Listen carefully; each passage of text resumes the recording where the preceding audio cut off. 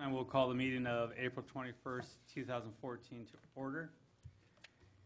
Your Honor, will you lead us in the Pledge of Allegiance? I would be happy to. Please rise, place your hand over your heart, and salute.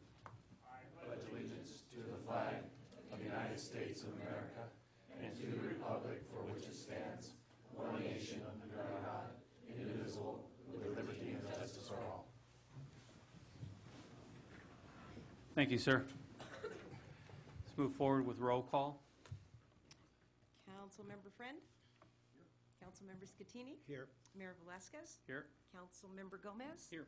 City Manager Avra? Present. City Attorney Sullivan? Here. And Chief of Police Westrick? Here. Thank you. The record will show that Councilmember Valdivia is absent tonight. Thank you very much. Verification of agenda posting. The agenda for the City Council meeting of April 21st was posted on the bulletin board at City Hall on April 16th, 2014 at 2 p.m. per Government Code Section 54954.2. Thank you very much. City Attorney, is there anything you'd like to report out from closed session? Yes, Your Honor, or Your Honors. The council met and discussed some preliminary information provided by City Manager and the Assistant City Manager with respect to the threatened matter of the Hollister Firefighters Union. That matters, those materials will be revised and forwarded to the firefighter union and their attorney with an answer to their request to meet and confer. Thank you very much. And with that, I'd like to be excused and have my partner, Soren Diaz, sit in. I'm getting over cold, and we discussed it earlier. Thank you very much. Thank you. Okay, this time we're going to move forward with a proclamation for California's safe digging. Is the representative from PG&E here? Yes, Don is here. Don, will you come up to the podium?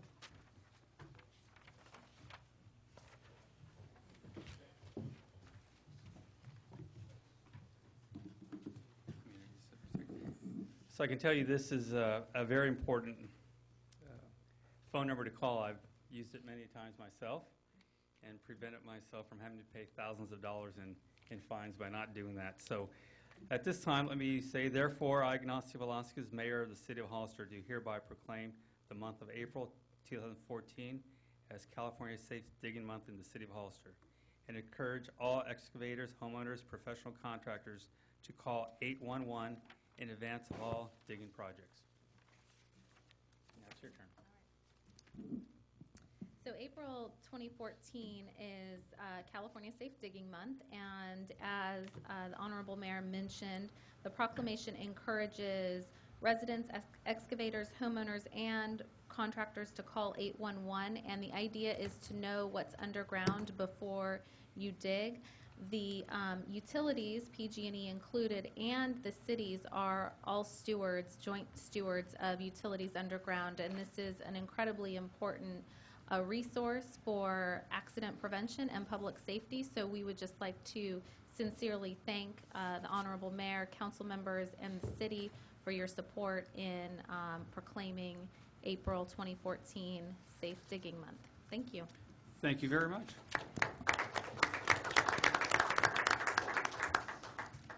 We'll move forward with item A, consent resolution. Are there any items council would like to pull from the consent agenda? Mayor, if it pleases the council, the staff would like to pull item A8 for a more detailed report. Okay, are there any other items from the public? Yes, Mr. Mayor. Items A3, A4, A5, A6, A7, and A8. Thank you very much. Is there a motion on Motion item? to approve as amended. Second. All in favor? Aye. Motion carries 4-0. Item A3. Keith Snow.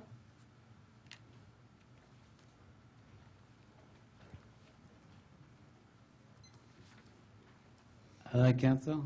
My name is Keith Snow. On A3, right there, is a Youth Alliance Center for our kids, our future. I was wondering when you guys, before you guys see that, when you do the agenda, I'm going to give you guys more idea. Why? Because you guys are the city council, right? You guys, especially your mayor, right? City manager, city manager, Brett, we're paying for that too. For you guys' salaries, right? 7 points, right? I was wondering, when you guys ever can talk first about the agenda, before you guys have people speak? Because you guys get people off guard, right? But the points, right? I knew kind of more about that, but I was wondering if you can do that. And especially, I wrote you guys an email. So I wanted Mr. to- Snow, please stay on the subject, this Fine. item. I am, sir. I was wondering, I was saying, you have my email, right? All you guys have my email. I am talking about the youth center. I'm for the kids, to our education. We do need a center. I'm for that. There's more spending money, right? That's the right way to spend the money there. But maybe there may be fall at the end. More money, more taxpayer money, want to spend when we come back to an agenda again for the item. But I was wondering, as you guys want to be helpful to a citizen, you guys should have a workshop on things, right? When you guys do things. Because there ain't no workshop. Again, please stay on the subject, Mr. Okay, Snow. okay. Well, I'm saying that once you guys talk first on the items on the agenda, but every item, right? Then have a person talk on the item. So then they know what's on the item to speak. All right, that's what I'm trying to say. Thank you. Thank you very much. Are there any other speakers? Okay, is there a motion on item A3? So move. Second. All in favor? Aye, motion carries 4-0. Move on to item A4. Chief Speaker. Snow? On that in there, you guys are talking about emergency for the officer background as a trader. I really appreciate for the Westwick and the police department for the donate $1,000 for emergency trader. See, that's one thing I'm trying to say. Not Your Honor, how the mayor, city council. What I'm saying is, like I said again, we need to educate the people more. More communication, you can say Can you that. please stay on the subject, Mr. Snow, if you have a Okay, specific okay, question to the item? Okay, I'm saying, I'm glad that the police department is pitching $1,000 for emergency trader on the agenda. What, $8,000? I wonder, is $8,000 is more money? See, that's one thing that I want to ask for the council right there, and Victor, and you guys, and the mayor, Robert Ray. I want to, once you guys start talking, you guys got voted in to the people. Mr. Snow, please stay on the subject of the item. I am set to that item. Do you want you guys talk about to Marty, or you want you guys talk to me? The And you- subject is a trailer. I know it's a trader. All right. Why don't you tell more about the trader, sir? Why don't you talk about Victor, Ray, Robert? Probably not here today. Once you guys talk to me, once you tell me what more about the trader, I want you to educate me. Once you guys spend money, taxpayer money, let's go there. I'm ready to go there. So once you tell me more about the trader. Okay, Mayor. Want to hear more about the trader? Let's go to item. Can you explain me about the trader? That's it. It's about a horse background. One administrator, emergency thing, responsible. Just in case someone gets hurt at the background. $8,000, right? Is it more than that? More money? Right? Let's talk a little more about that. I'm on this now. So I want you to tell me more about this. Any questions? Right? Robert? Ray? Victor? See? You guys don't want to see on April 3rd. Mr. What- Snow, please stay on the subject. I am on subject, on the street. You guys said mishap to talk to the citizen in the city. So once you guys do that, Thank you very much, Mr. Snow. thank you. Councilmember Friend? Mr. Friend, can you turn on your speaker, your microphone? This is going to be multi-used by either agency. Is it going to be manned and maintained by AMR, or is it going to be? It's going to be maintained by the Hollister Fire Department. It's going to be used by Hollister Fire Department, but it will assist Hollister PD as well as Hollister Fire in mass casualty incidents, which are vehicle accidents, shootings, riots. Anytime there's more than the number of people that the local response can handle. So this trailer will come in with all the first aid equipment, backboards, and any other equipment that's needed. It's in a utility trailer. I'll be hauling. I understand that, but don't we contract through an agency to provide medical service? Only to transport. AMR transports patients, and they give advanced life care to the hospital. We initially start the basic life support, and we assist all of the initial medical treatment at the scene. Like AMR probably will not go into an active shooter if there was something like that. We would go in, we triage patients, pull them out, we use all of our supplies we can and all. And the county is purchasing a lot of the equipment for this through EMS. Councilman Friend, I thought it was important that the police department contributed as much as we could, because this would be a very important tool in in case we had a serious incident here. So I thought it was important to partner with our public safety partners there to make sure we get this purchase for the whole community. Well, this is for the purchase of it. What's it going to cost to outfit it? That's coming through the county. The county's purchasing all the equipment for inside. So it's about $6,000 to $7,000 worth of equipment going inside the trailer. Councilmember Scatini? Mike, Yes. if I'm correct, I think the police department has a trailer that was just painted last year. Is that conducive to his request? Can't you use it for his request? I think his intention is to have the MCI trailer ready at all times and stocked with enough equipment to handle a large-scale issue. So I think what his idea is, and I think it's a very smart one, is to actually have it stationed at one of his, I think Station 3 or Station 2, and be ready to just hook up right to a truck right then and there. Whereas if we had to use the trailer you're talking about, that's actually a mobile command center, and it's equipped with a radio, which we would probably use in conjunction with the MCI trailer as well. I see. And the funds to buy this trailer, I understand, is not come out of the general fund. Am I correct? That's correct.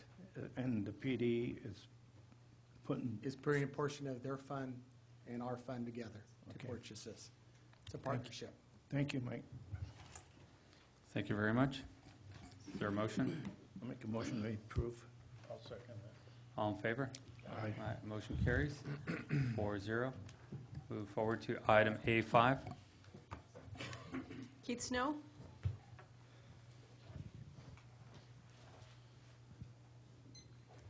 Hi, Councilman. My name is Keith Snow. All right, well, out of 5.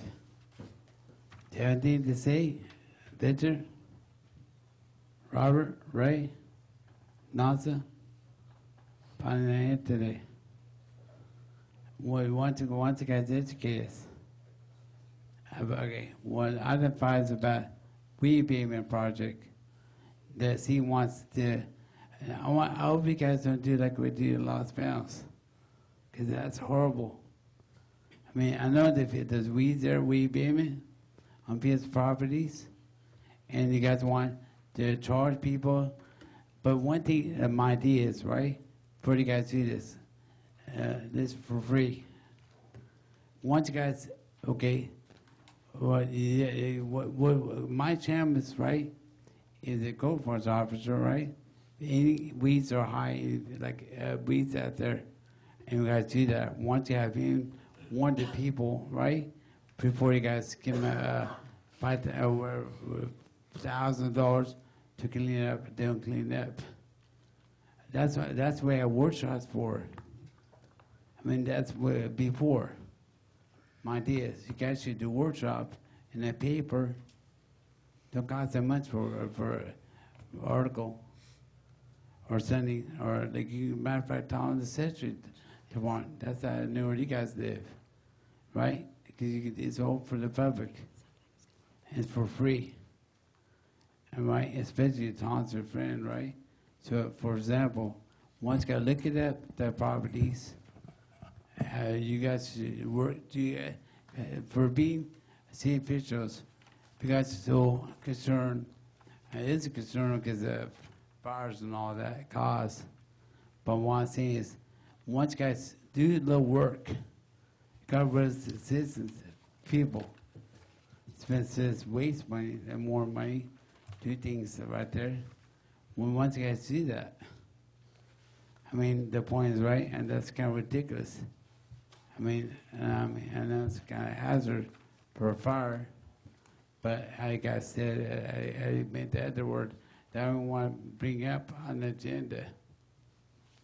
The lower, that's the to the people on the property. So the point is right. Once you guys do a workshop for the people, you talk to Chair right there, Ziegler, Treasurer, both funds right there. As a taxpayer, we're paying for that. So point, I do like a little work. Because if I get elected, believe me, there'll be wasteful now, no wasteful spending. But by educating yourself, people do work. Thank you very much, Mr. Snow. Thank you. Any questions from council? No. Is there a motion? Motion to approve? Second. All in favor? All right, motion carries 4-0. Move forward to item A6. Keith Snow?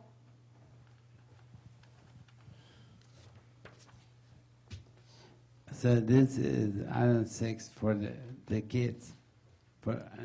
See, once you guys see like tour like a thing to school, is that what it is? Item 6. It's for like some things for the like a way to school or wherever, some tour thing like it's some way to go there. But I mean, I don't get that. You have 6 and 7 about that.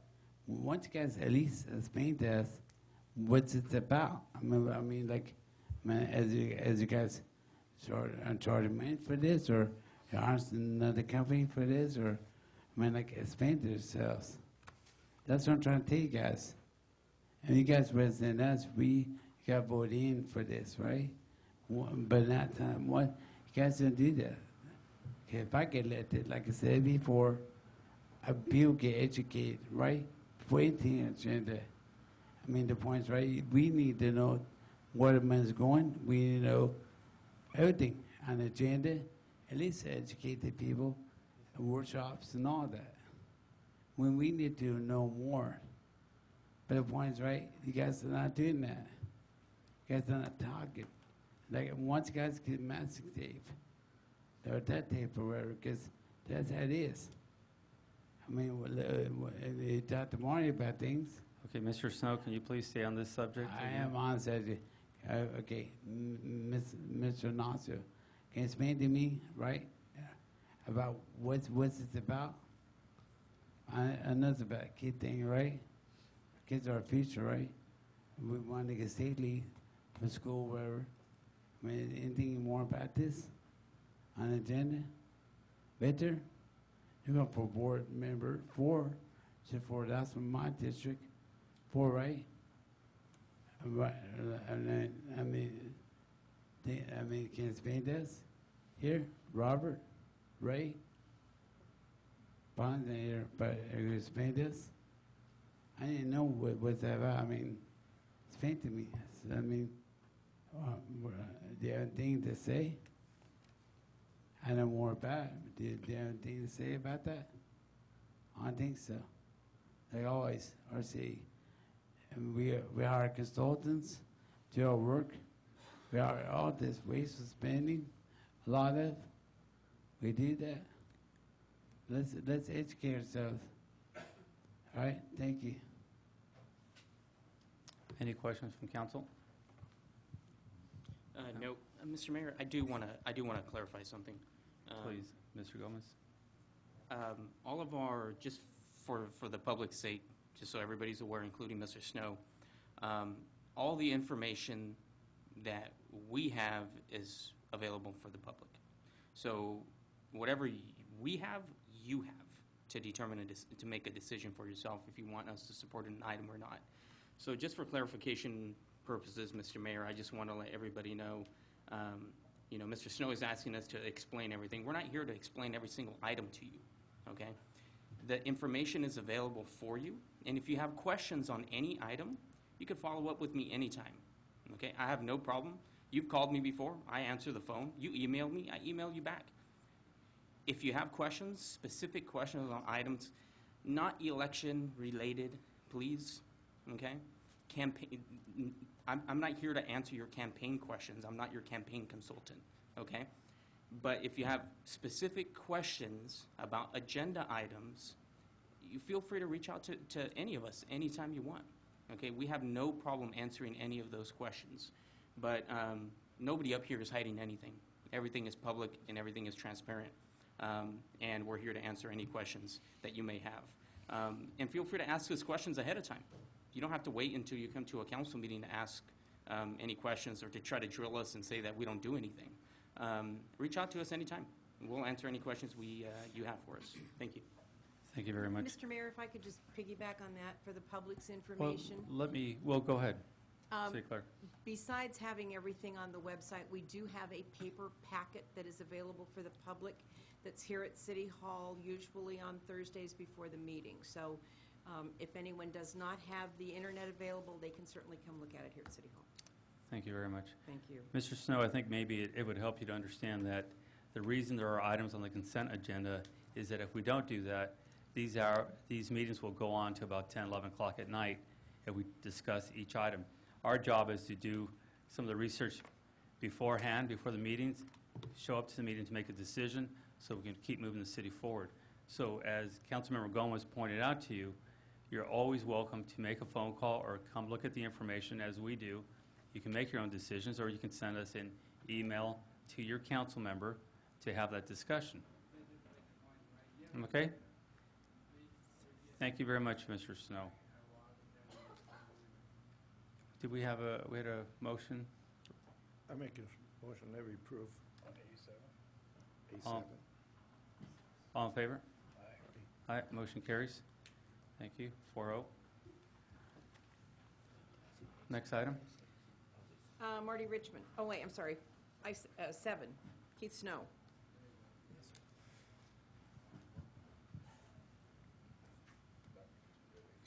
Now you gotta talk. Now I can talk. I know that, but the point's right. Victor going for this election thing, right? Please stay on the item on the agenda, Mr. Snow. Okay. There's an audience here to hear about the city business. I know, but on the agenda right there, right? When you guys put on the agenda, the language on the agenda is more, you have to put more detail. The packet is available I looked for at your the review packet. before the meeting, sir. I know that. I looked at the packet. I look all these pictures. I'm ready for B1, B2 there. Kind of be the last part of the meeting, right? I do my homework. I do my research. Okay, what is your question on this item, But, sir? okay, on there, what Victor says, you guys are nothing's open for the public. No, this item, what is your question on this My item? question on that question is what's it about? I guess. What is your specific question, Mr. Snow? And my basic question is, right, you guys should put more language on the agenda, item when you put on the agenda. What's it about? That's not a question, Mr. Snow. It What is a exactly question. is the item, And the the question answer you have for on you the guys. item? And the answer for you guys is more like a safety thing you guys can do now, or about the kids do a thing on 6 or 7. I mean, I'm for the kids and all that. I'm for our education and all that. Educate the kids. Once you explain to me, she's not explaining to me more. When you guys do step on agenda, more language on there, so then people know the comprehension thing. I'm for it, right? Whatever you guys put on the agenda. Thank Mr. you. Snow, what is the exact question? Thank you very much. Thank you very much. Is there any questions from council? Motion to approve. Second. All in favor? Aye. Motion carries 4-0. Move forward to item A8. Thank you, Mayor. Go ahead, David, sorry. Okay, item A8 is, you're going to be doing two items if you choose to so.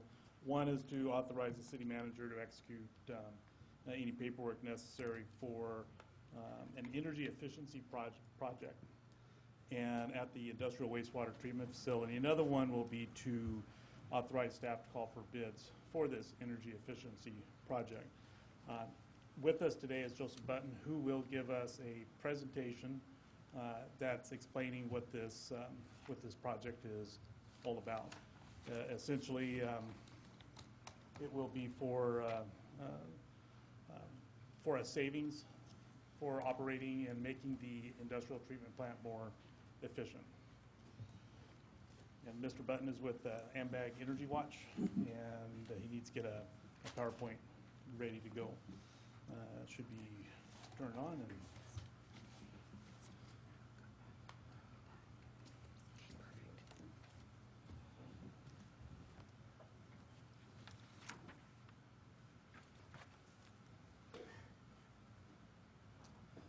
okay, so we need to get that.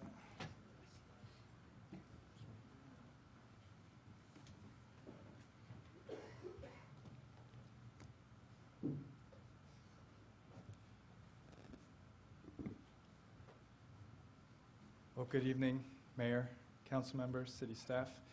It's a great pleasure to be here tonight, and I'm excited to give this presentation once we get the projector up and rolling.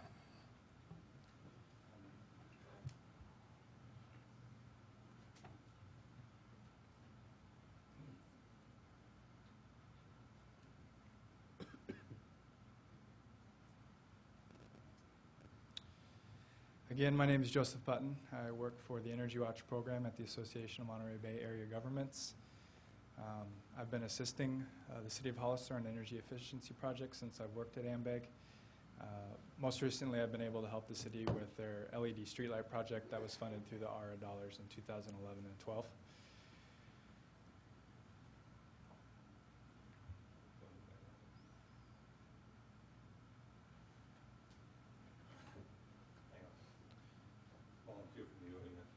Thank you, sir.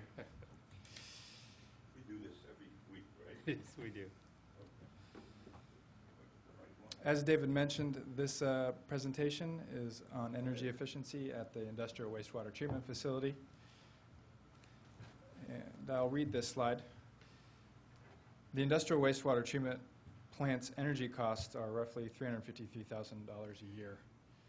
By installing advanced controls on the aeration mixers and pumps, the site will be able to reduce annual costs by 50%. The estimated cost to implement this project is $177,585. Furthermore, PG&E is able to offer an estimated incentive of $88,793 for this project. This incentive reduces the net project cost to roughly $89,000. PG&E is able to also offer the City of Hollister a 0% loan that is structured to be revenue neutral and paid off on the city's energy bill. This loan would be paid off in approximately half a year. Next slide. Thank you. So here's a little bit of pre-project history. Even before July 2013, AMBAG Energy Watch has been supporting and assisting the City of Hollister with energy efficiency projects since 2006. In 2013, PG&E and Energy Watch worked together to bring a certain number of large integrated engineering audits to this region. The City of Hollister was a prime candidate, especially because of the large energy usage at the domestic and industrial wastewater treatment facilities. And so we brought Base Energy, an engineering firm from San Francisco, to come and identify energy efficiency opportunities at these two facilities. The industrial wastewater treatment facility had a large number of energy efficiency opportunities. So in September 2013, the city submitted initial paperwork to PG&E to assess the feasibility of the project rebate and the loan potential. In November 2013, KW Engineering who is a subcontractor of PG&E for the aforementioned purposes, reviewed and submitted formal project energy savings estimates. This means that this project has been reviewed twice by engineers to identify its energy savings. And then in December 2013, PG&E gave a loan agreement to the city to be co-signed, and between now and then we've been working out little details on a potential project.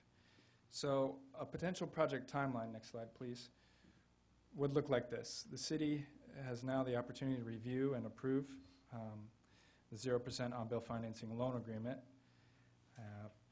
Also this month the project would be slated to go out to bid. Bids would be reviewed in May. In June, the goal would be to give the notice to proceed and complete construction on the project.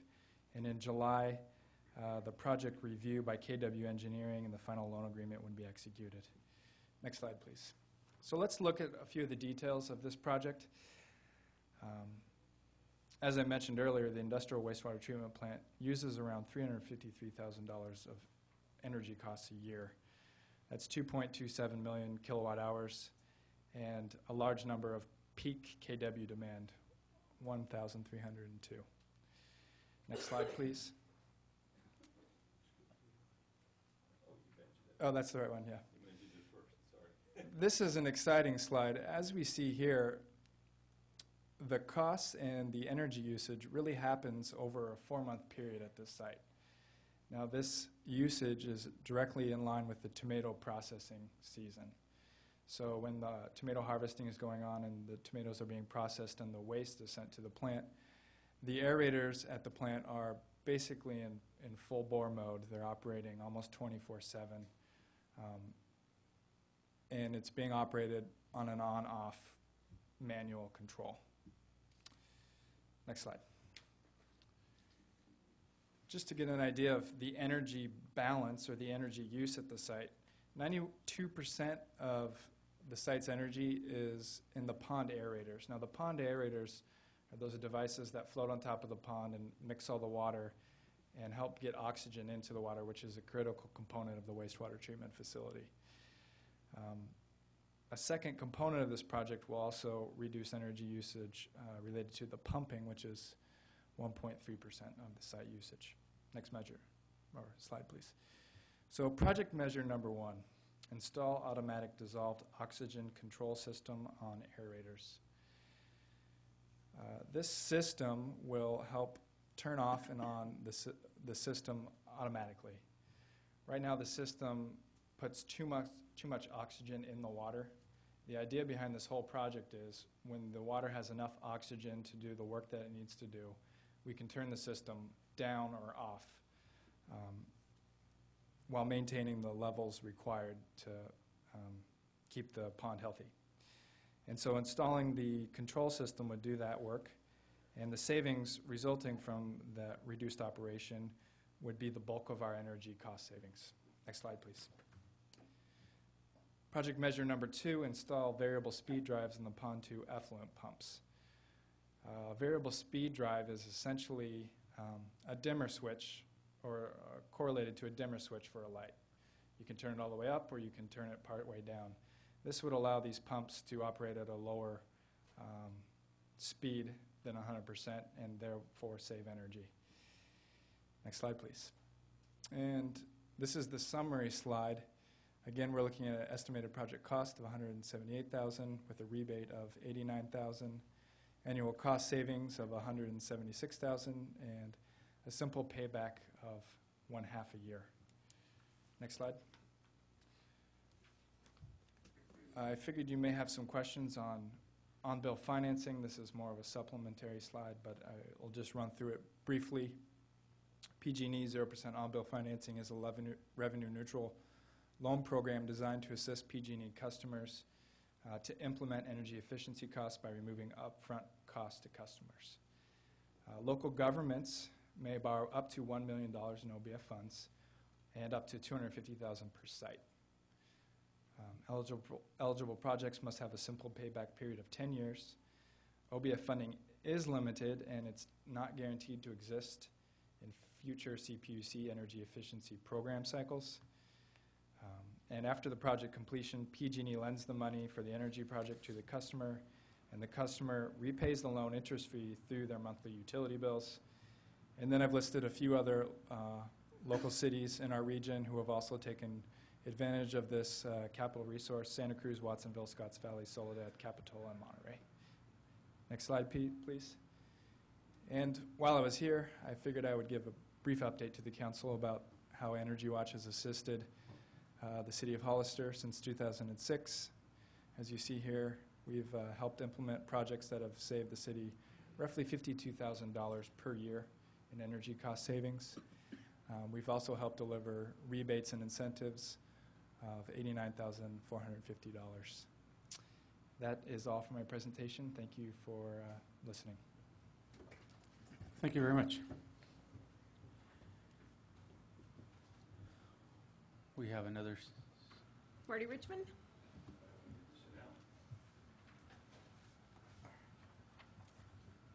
Marty Richmond from Hollister. Good evening, Mr. Mayor, members of the council. I did read through the entire 60-something page document involved with this, and looked at the engineering analysis just to prove I could actually read the formulas. But rate of return half a year. Let's assume the worst comes to worst and it's a full year. What a bargain. It's too bad we can't get started like tonight. I know you have to pass the resolutions to get the bids. I want to thank AMBAG.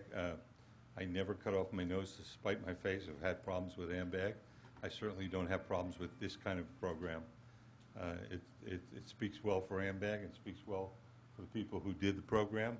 And I know the people who live here and have to pay the bills really appreciate it. Just shows you what some expertise can do when it's applied correctly. So I wish him a great success, and I urge you to support the program. Thank you for your time. Thank you very much. Keith Snow?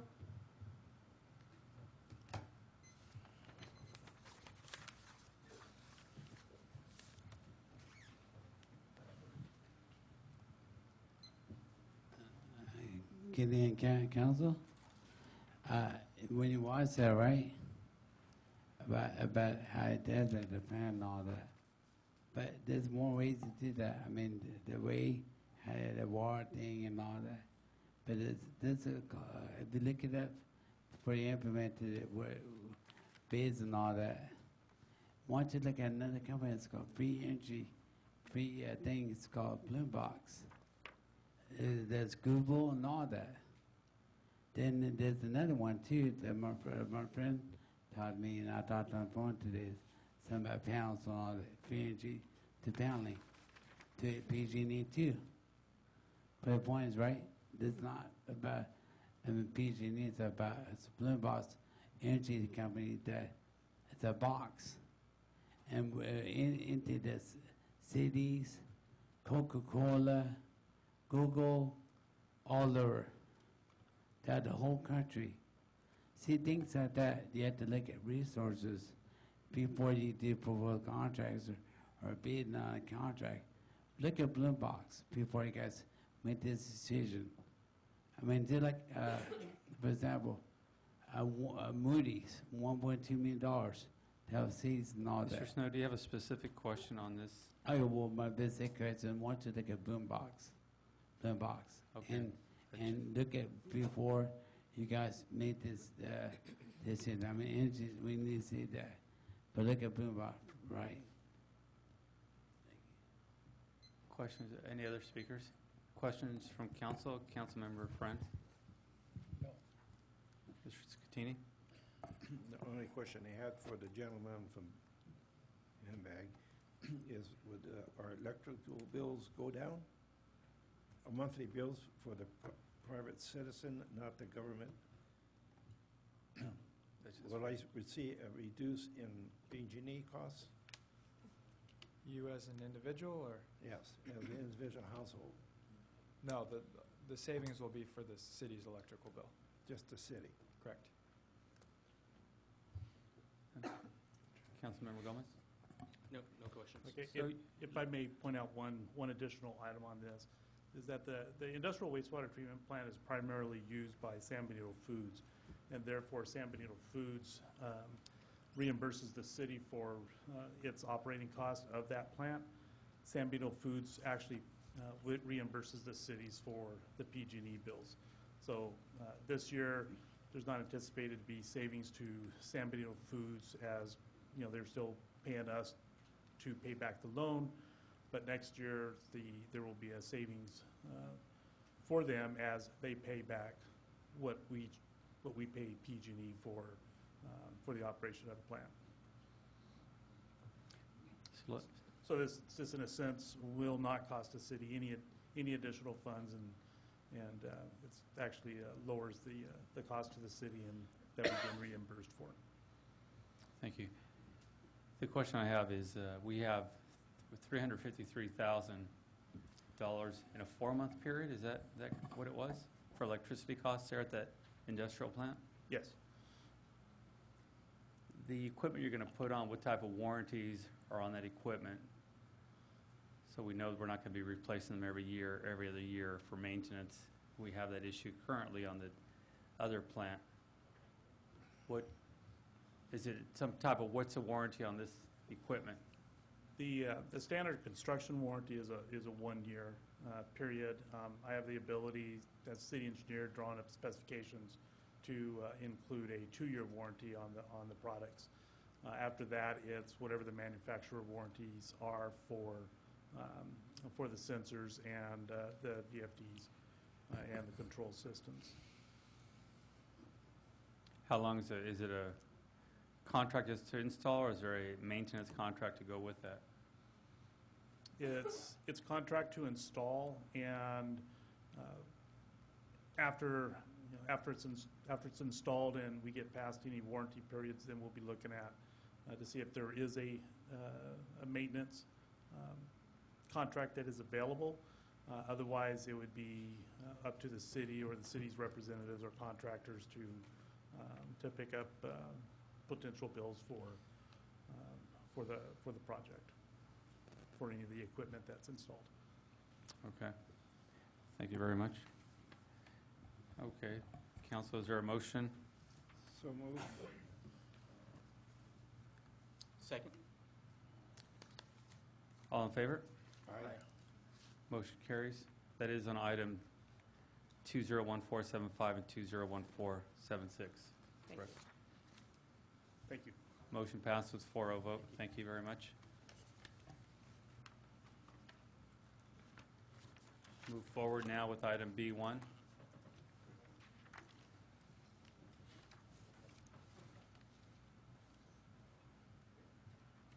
Good evening, Mayor Velasquez and council members. This is a resolution for a professional service contract for a financial advisor. The Oversight Board approved a resolution at the March 27th meeting authorizing the successor agency to proceed with the refinancing of a bond of the former City of Hollister Redevelopment Agency. It's a 2003 bond. There's outstanding debt on it. This could result in about $145,000 in savings annually based on current interest rates. When they amended the Dissolution Act in 2011, they clarified that a refunding of a bond could occur, but they also stipulated that we're required to have a financial advisor. So this professional services contract would retain the required financial advisor for the refunding of the bond. Is there any questions? Councilmember Front? And the cost of this financial advisor would be paid for by the bond proceedings in place? Correct. It would be an enforceable obligation, and it would be financed through the bond proceeds. There would be no general fund expenditure. Is that it? Councilmember Scatini? No, I don't have any questions. I'm on that committee, so I'm aware of it.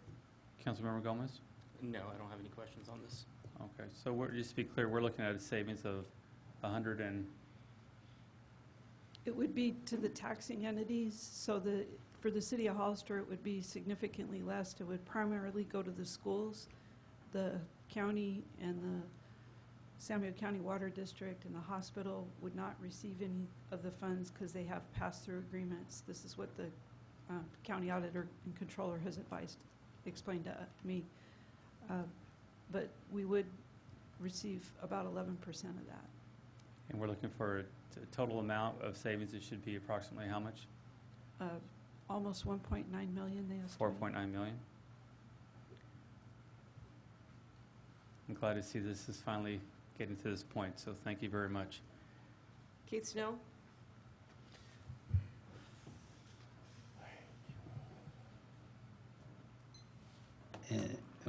You can do 2 one day anyway. I mean, it's good, and they do the refinance. But like when before Robert Rue was here, right? Robert was the minister of finance. When you guys did that, it's good. They did the bonds. But like once you guys look at the Moody's, they say $1.2 million about bonds and this and that. So the point is right. It's good to do that. What are you going to do anyway? In 2003, look at my website. Ain't that the time you married? Got a C loan 2003 for $3,000, $3,000.5. You're paying back, or if you paid already, right? In 2003. Mr. Snow, can you please No, I'm try to saying stay on that. the subject? I'm not saying that. Do you have a question about the item of Well, look at my refinancing website, bonds? it's Can on you there. please have that question? I know that. But I'm saying that you can do that, but we should go on all the bonds. That's why we need our personal company called Moody's and two auditors. Mr. Snow, do you have a question about this item? One more question, they'll go do it to Andy if they can do it. I mean, Thank you very much, Mr. Thank you. Snow. Is there a motion from council? Or is there any other speakers? Is there a motion from council? that we approve. B1. Is there a second? Second. All in favor? Aye. Aye, motion carries 4-0 vote. Move forward to item B2. Yes, these are 2 resolutions, 2014-06 for the successor agency is a request to the Oversight Board to proceed with refunding of the 2003 bond. Again, as we explained with the previous item, this could result in savings to the taxing entities in the city of Hollister. Resolution 2014-07 with the successor agency would direct staff to request the county to subordinate its entrance and tax increment revenues for the proposed bond indebtedness for the successor agency. Again, when they passed the Dissolution Act, part of the thrust of the act is to try have an eye to save money for the taxing entities. They amended the law to allow bonds to be refinanced for this purpose. So these resolutions would put those actions in order. We're proposing to proceed with this quickly because we want to take advantage of the interest rates that are available right now. If they change, then it may not be feasible to refund the bond. Is there any questions? Councilmember Friend? No. Ms. Catini Gomez? Do we have any speakers? Keith Snow?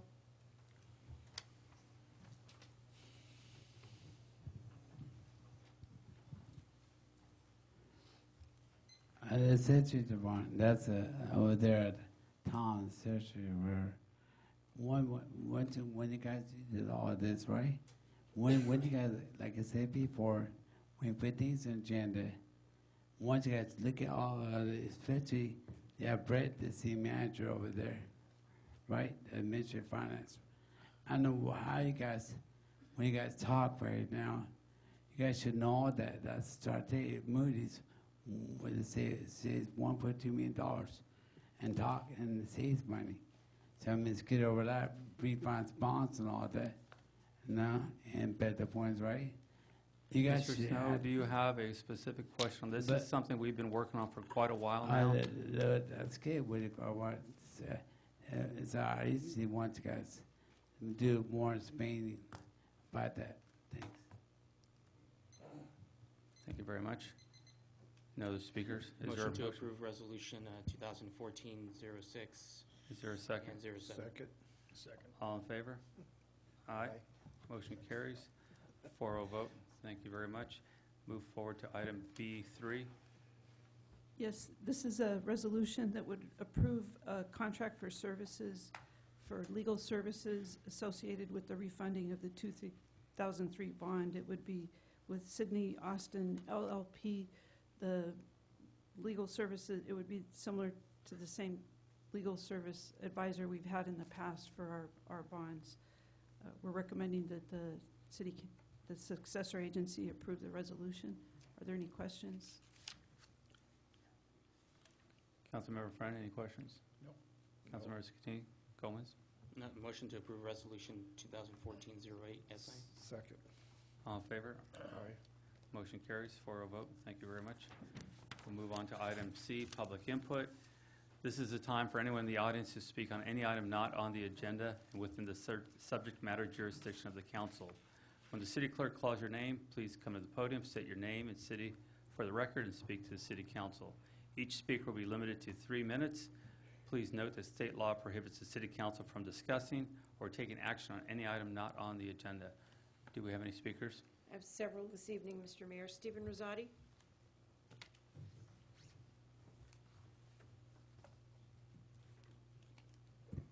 Hi, good evening. Recently, there were changes proposed to the regional transportation plan that would have resulted in our county being out of compliance with AMBAG's regional travel demand model. The trickle-down effect of this action would have resulted in the loss of approximately $121 million in state and federal dollars for our county's use for planning and capital improvements. In order to remain eligible for these millions of dollars, the San Benito County Council of Governments needed to provide a draft RTP that was in compliance with AMBAG's model that included an adjustment to the projected future population figures for our county. I'd like to thank those COG members who voted to rescind the March draft of the RTP that was out of compliance and instead adopt the February draft that was in compliance, thus protecting our county's future funding planning purposes, the Highway 156 gap project between Hollister and San Juan Bautista, as well as improvements to 9 bridges throughout our county. To these COG members who chose to jeopardize this funding using the curtain of economic development, I request they consider the trickle-down effect of their decisions in the future on projects identified for completion. There may be future commercial and residential growth needs that need our attention and dollars, but we cannot lose track of the past needs that have been identified on the books for their completion.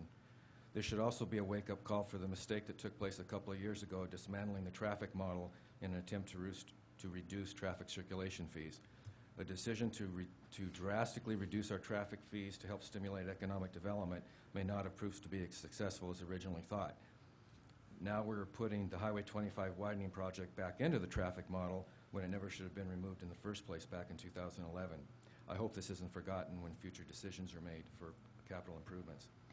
Plus, trying to put a project like the Shore Road extension on the backs of our community when it should be required by the development in the area was wrong, and it's nice to see it's gone once again. It was a relief to see the recognition of a hybrid of a 3-in-1 that was already rejected years ago and was rejected once again. Again, a big thanks to those elected officials who chose our county's future source of revenues protection for our road and transportation's infrastructure. Thank you. Thank you. Bruce Lewis.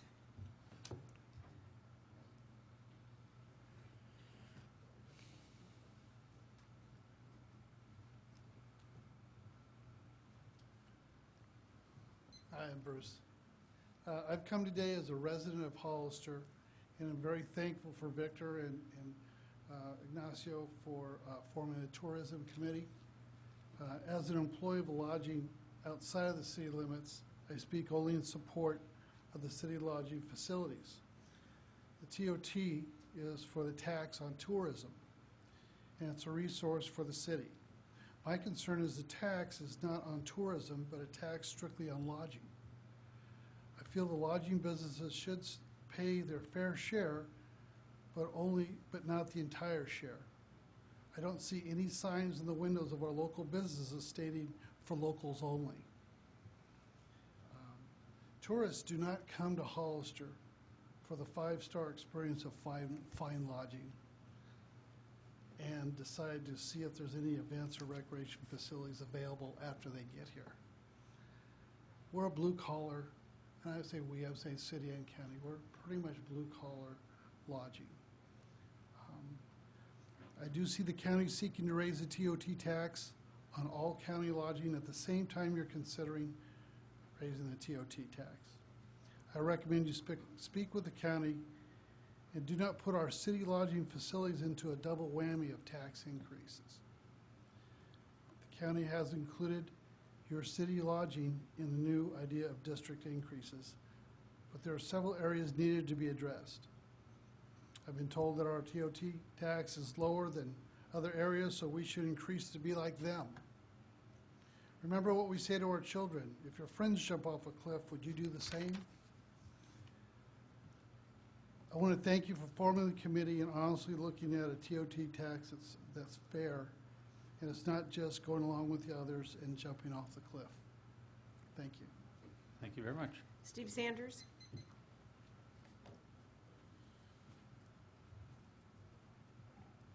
Good evening, Mr. Mayor, council members. Thank you for a brief moment. I wanted to address you about the grand jury. It's that time of year again when I'm looking toward appointing next year's members of the grand jury.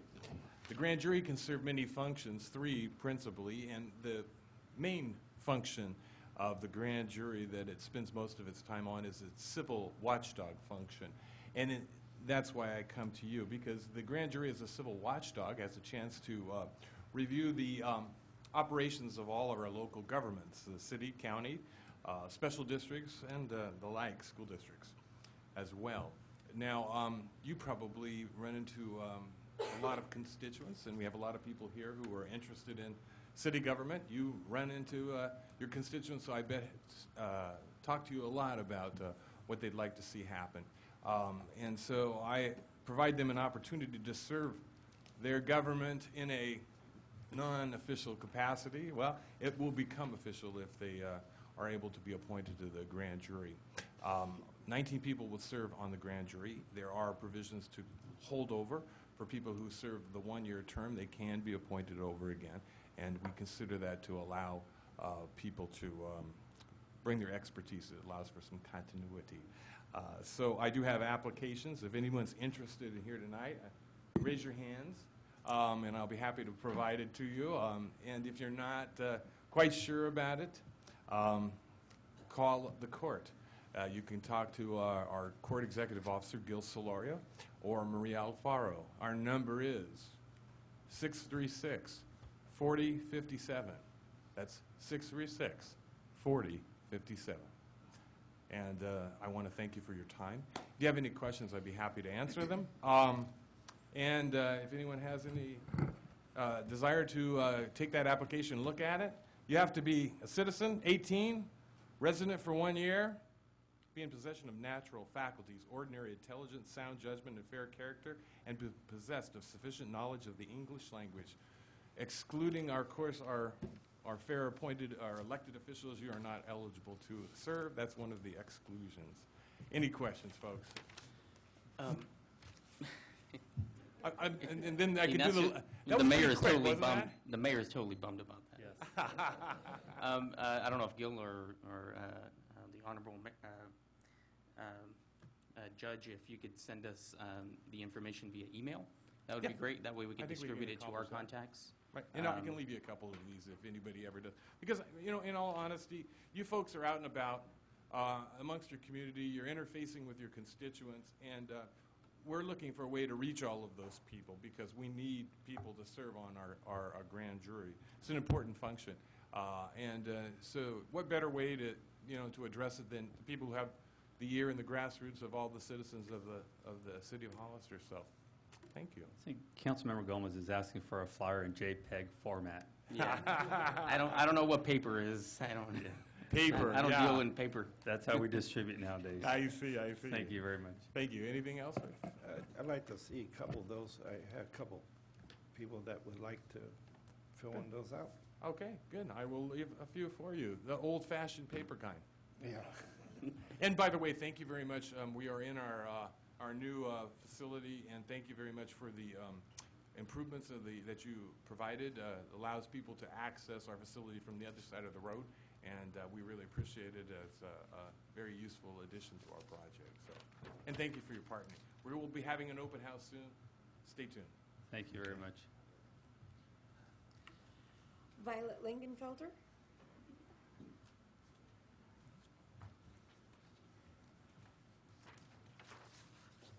Hi, I'm a student at San Benito High School, and I'm the president of a newly formed environmental club.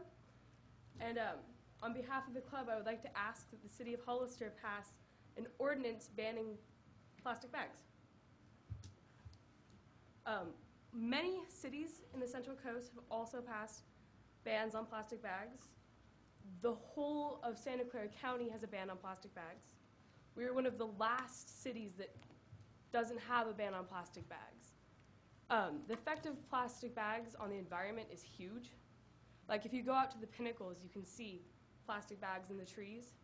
You can see plastic bags on the trails, and that's not the image we want for our city and county.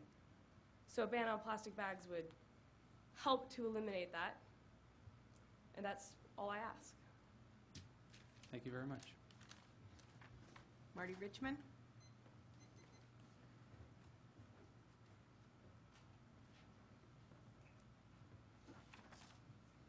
Good evening again, Marty Rich from Hollister. I'll talk fast because I have a lot of ground to cover.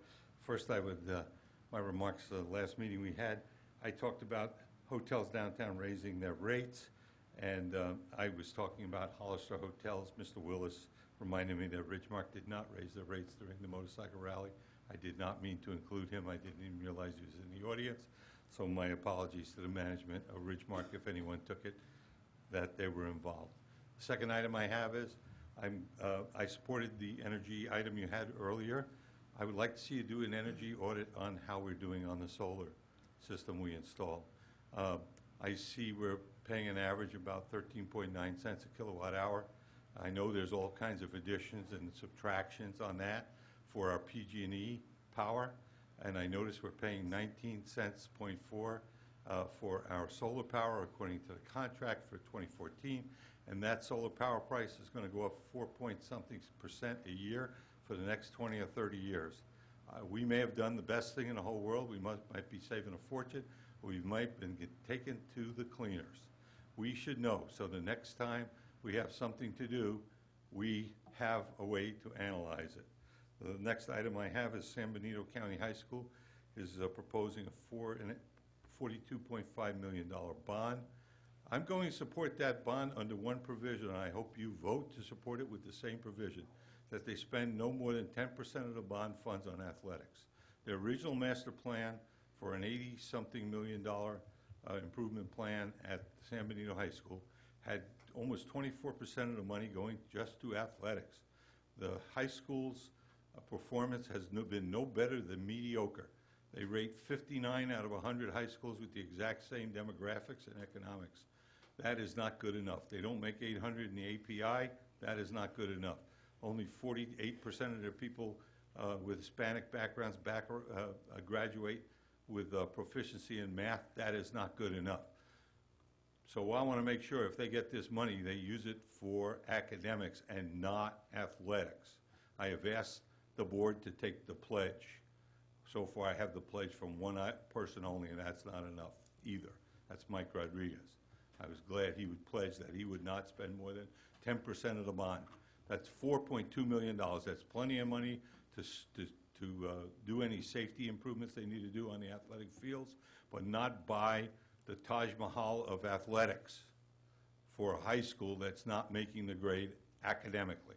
We need the money in the academic portion.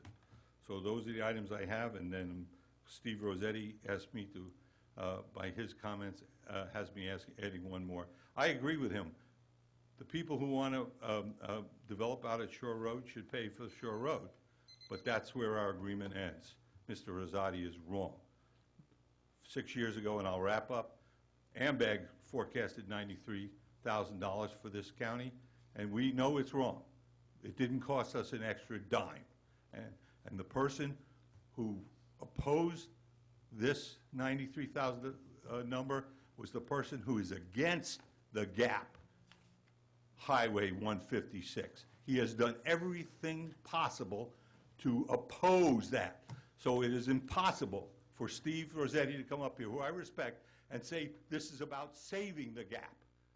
The man who proposed it wants to kill the gap, and he knows by killing the number, he can kill the gap. Thank you. Thank you very much. Keith Snow?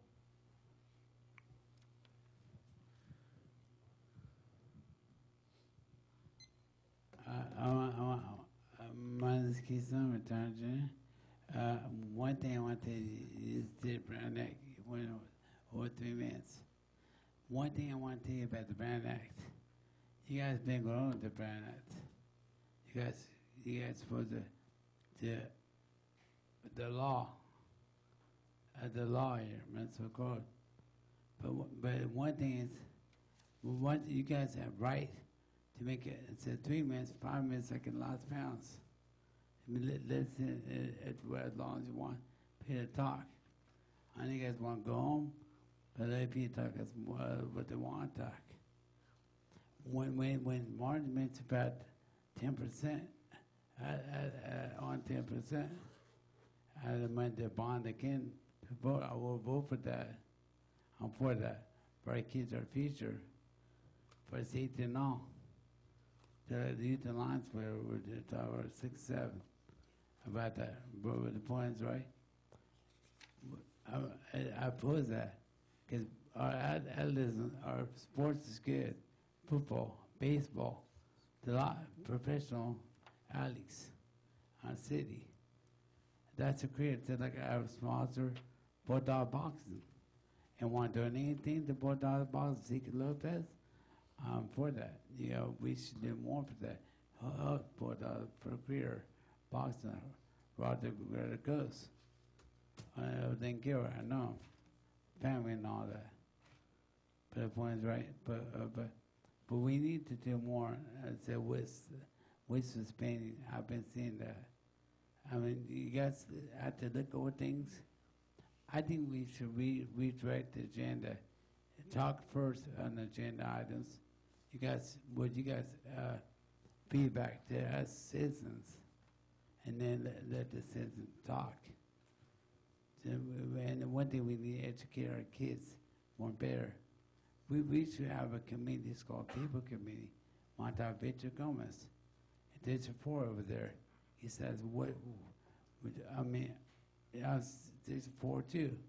What you can typically, as a person, as a councilman, would there be board supervisors? That's bid dogs, or they're going to bid kinds of big over there. And they won't be broken 2 years.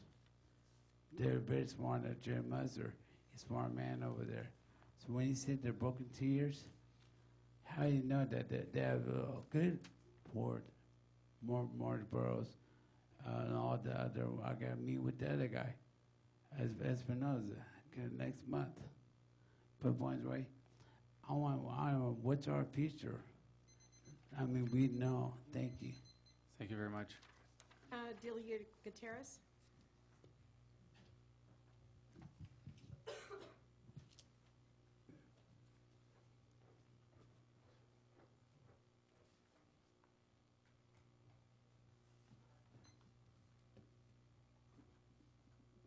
Good evening, Mayor and Councilman, Chief, and everyone here.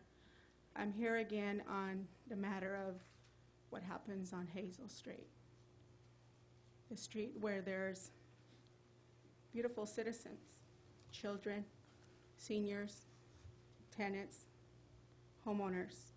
And today I present a preliminary petition. I stand here in front of you as an advocate for the citizens of Hazel Street.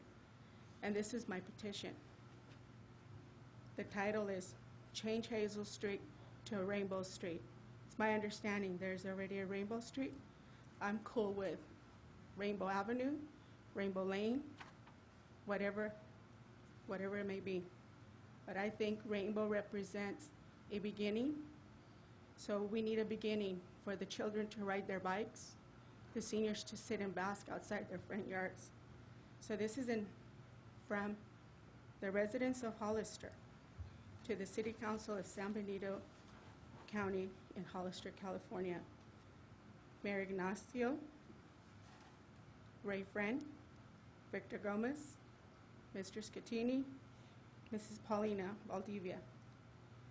And I advocate for the human rights of the residents of Hazel Street. And this is what we wrote. We, the residents and homeowners of Hazel Street, demand that the name Hazel Street be changed to Rainbow Street? Question. Hazel Street has become the name that gang members tattoo on their bodies. The residents and homeowners are tired of the gangs loitering along San Benito Foods on the front lawns and driveways of the residents. They do not reside or have tenancy on Hazel Street. The street belongs to the residents, tenants, homeowners, / taxpayers of this city. We, the residents of Hazel Street, demand a change and want our streets back and free of all illegal activity. The street belongs to the seniors and the children to play free and be safe. We could not get any of the residents to sign there, but I and my husband, as a homeowner, we signed. Virginia Ramos is a homeowner. She signed. I don't blame them. Do you blame them?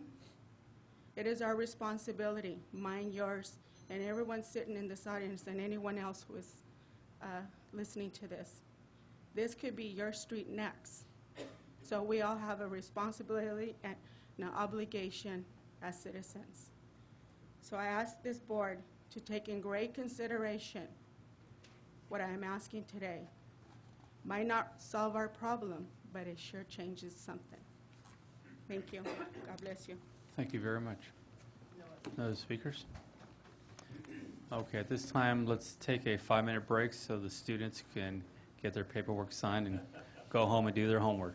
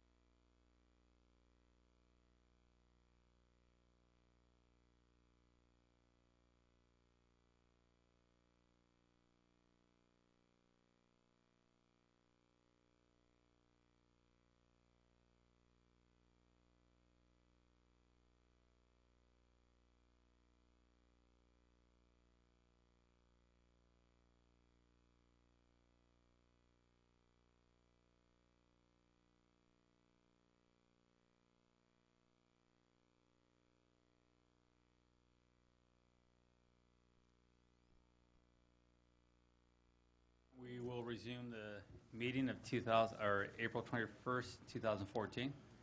I believe there is one more speaker on public comment. Yes, Mr. Mayor, thank you. Erica Vallon?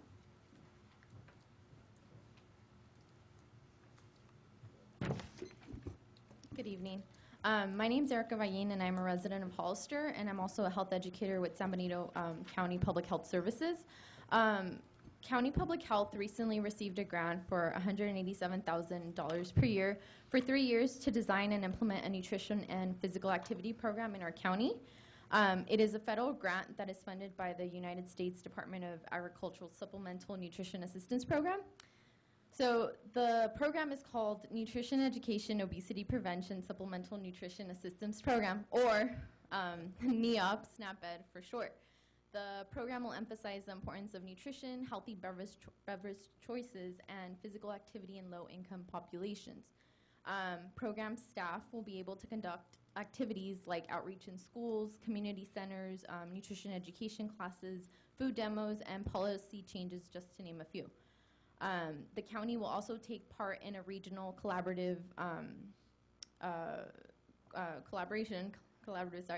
and we may bring some of their successes from neighboring counties into our community, such as establishing salad bars in schools, much like they have done so in Monterey County.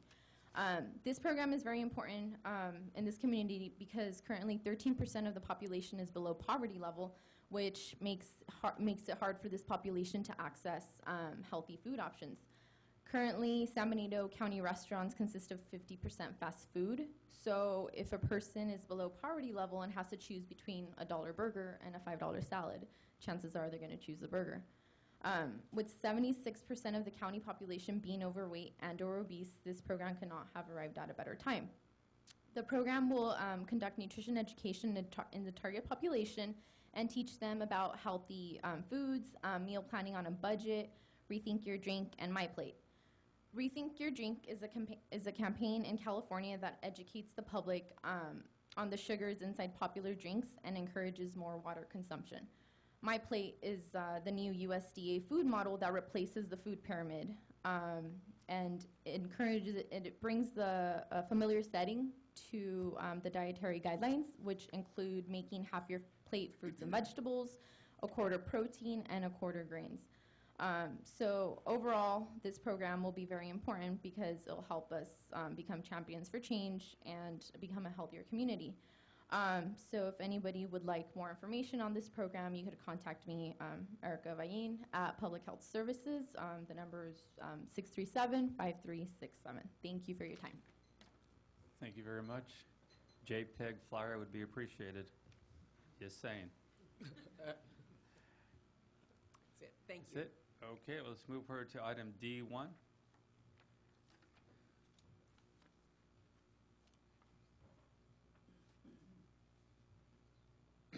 Mr. Mayor, council members, I'll give you a brief update on the Hollister urban area activities that you're aware are underway. And the first and foremost is the construction at the Les Salt plant on Fairview Road. And the progress, I think, is apparent to all who drive on Fairview Road, where we have 2 tanks now that have been erected. And they are a kind of a hideous green color now, but I'm happy to report that they will be painted parchment so that they will blend in with the existing facilities. The larger of the 2 tanks is the one that's in the front, unfortunately, but it is the clean water tank that will be the treated water tank, and it's a balancing reservoir to move it out into the system, but it doesn't replace the balancing reservoirs that you have throughout the community. The smaller tank is in the rear, and it has just recently been completed, and it is for the spent wash water. As the filters are cleaned, that water is saved, and it is not a contaminated water, so it can be placed back into the Hollister conduit and used for agricultural purposes. The progress today is about 50%. The contractor was given a notice to proceed beginning of December of last year, so about 5 months have elapsed. And we are now, in terms of actual progress, about 50% completed. The expenditures are less than that because the big ticket items, which are the filters and some of the equipment to be installed, hasn't been billed yet. But the progress has been good, and we as the staff are pleased with the progress because we're on schedule, and the quality of the work has met all of our standards. The second item is the design of the new West Hills plant.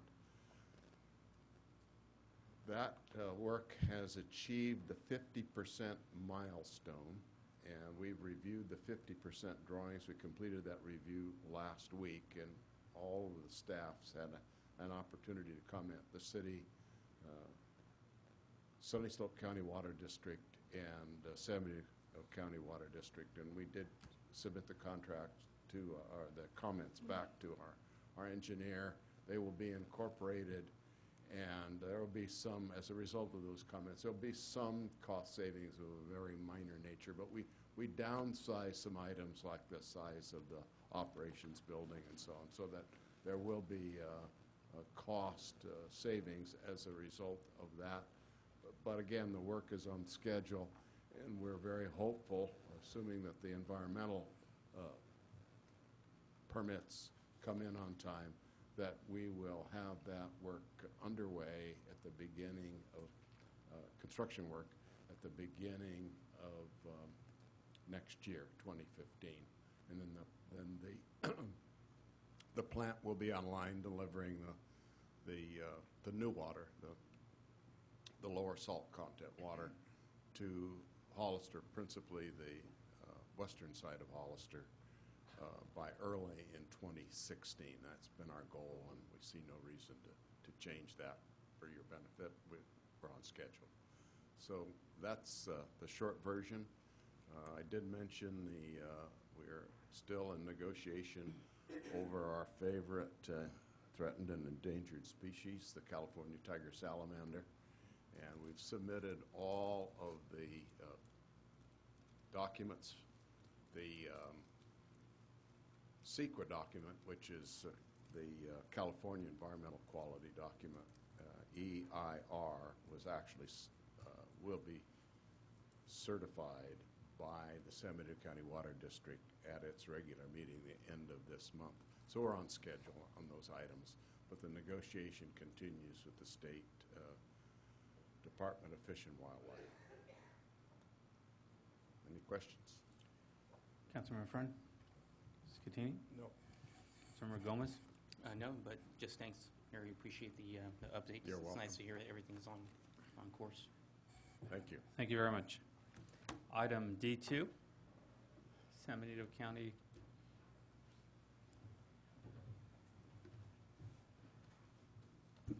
Thank you, Honorable Mayor and fellow council members. And I'm going to speed demon through this just so that you guys get out of here by 10 o'clock tonight. Should take me 10 minutes. So I'm here to talk about the Healthy San Benito County Initiative. And this was a project we established probably about a year ago to determine what the needs of our community was, sort of to do an assessment of our community where we stand health, social, and mental well-being.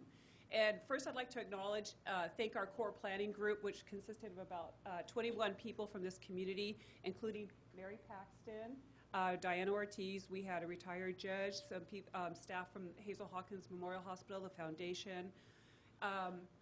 We want to thank the Health Trust because they allowed us to do this project. They gave us a grant for $35,000 in order to complete this one-year analysis. And then the Community Foundation for Oversight, as well as Vision San Benito for their support. Your support assures the conditions for healthier people in San Benito County. When I mention health, I mention physical, mental, and social well-being. So when I refer to health during this 10-minute presentation, I'll be referring to that. One of the assumptions we have is we want healthy people and thriving communities in San Benito County. And that means all races, ethnicities. all socioeconomic classes, all occupations. In San Benito County, we ask these important questions. How healthy and thriving are we? Are the choices easy to make, healthy choices easy to make, everywhere, every day, and for everyone? What is public health? Public health is what we as a public do to ensure the conditions in which residents can be healthy. And when I tell people what public health is, I use the analogy of a doctor to a patient. Public health is to the community. Public health.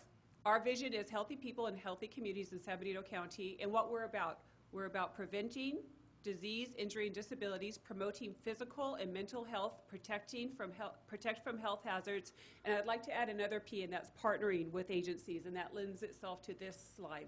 Little public health is in the middle, and then all the other organizations within our county that go in to play a role in public health. Our vision is healthy living, health in all places, healthy, affordable food, as Erica had alluded to, safe places to play and recreate, health tied to transportation, children safe, healthy, well-educated, housing, jobs, economic development, and county general plan. Okay, so the Healthy San Benito County Initiative, our long-range goal is to improve our community's health. We are going to work with community partners also to prepare for a public health accreditation, which actually means all residents will have access to quality public health services that meet the national standards. So over the past 11 months, 12 months, we developed a core planning group, which we started off with 13 members of the community, and we grew to about 21. We held community input, community forums to obtain the needs of the community, what they really felt were some of the needs for health, well-being. And then we also ascertained baseline objective data indicators assessments. We actually researched and found about 45 different studies that lend themselves to San Benito County that we utilize for this. When I mentioned health factors for our county, there's 4 indicators. Economic and social well-being contributes to about 40% of our health. And when I mentioned that, I mentioned unemployment, high school, poverty level, part of your community, if you feel part of your community. Health behaviors contribute to about 30%, and that would be your diet, smoking, exercise, if you live a stress-free lifestyle. Clinical health care systems contributes to about 20% of our county's well-being, and that means access to medical care, dental care, psychiatric care, and then physical environment only contributes to about 10. And that's our safe community, if we have access to healthy food choices, et cetera. So socioeconomic, which makes about 40% of our indicator. For San Benito County, we are at 13% unemployment compared to the state, which is at 10%. High school graduates, we have 75, and unfortunately I'm sad to see that the students left because I would have loved for them to have heard this. 75% of our students graduate from high school, whereas the state is 81%. Bachelor's degree, we are at 18% compared to 30%. Third graders reading at grade level, 36% compared to 46% at the state level.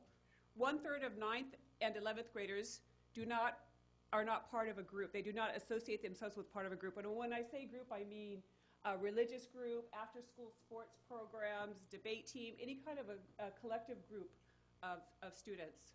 20% of 3rd to 8th graders consider themselves chronic victims of bullying. And then lastly, 60% are sustained victims of bullying. And when I say sustained victims of bullying, that means that they've been bullied consistently for over 6 months. Now, the health behaviors of our county. Tobacco use among adults for San Benito County is 7% compared to 13.8% statewide. Tobacco use by youth is 18% compared to 10%. So it's a very big problem in our community. Overweight, obesity in youth and adults, that's 76% compared to 60% statewide.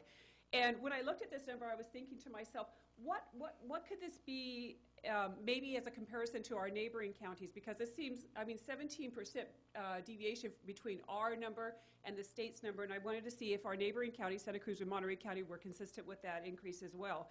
Well, for Santa Cruz County, we have 58.4%, and for Monterey County, we have 62.4%. So I also looked into the fact, because when I say overweight and obesity, I think to myself, well, that's all relative. I mean, we just came down from a holiday with Easter. You know, we're all packing a little bit more than we did maybe the day before. So it's sort of like a relative point, overweight. So I compared BMIs for our county. And currently right now our BMI, which is body mass index for 25 to 30%, is at 48% for our county. Adult obesity, that's morbid obesity, over 30% is 24% of our county. So 1 out of every 4 people in our county is morbidly obese. Youth obesity is 42% for our county. 1/3 of the San Benito County children surveyed watch TV at least 3 hours a day. And for public health, we sort of have a rule of thumb. There's 3 behaviors that are poor nutrition, lack of exercise, and tobacco, that lead to 4 diseases. That's heart disease and strokes, cancer, diabetes, and respiratory conditions that contribute to 50% of the deaths in our county. So healthcare, 20% of our county's indicators are related to healthcare. 13% of San Benito County adults reported that they could not see a doctor due to the cost.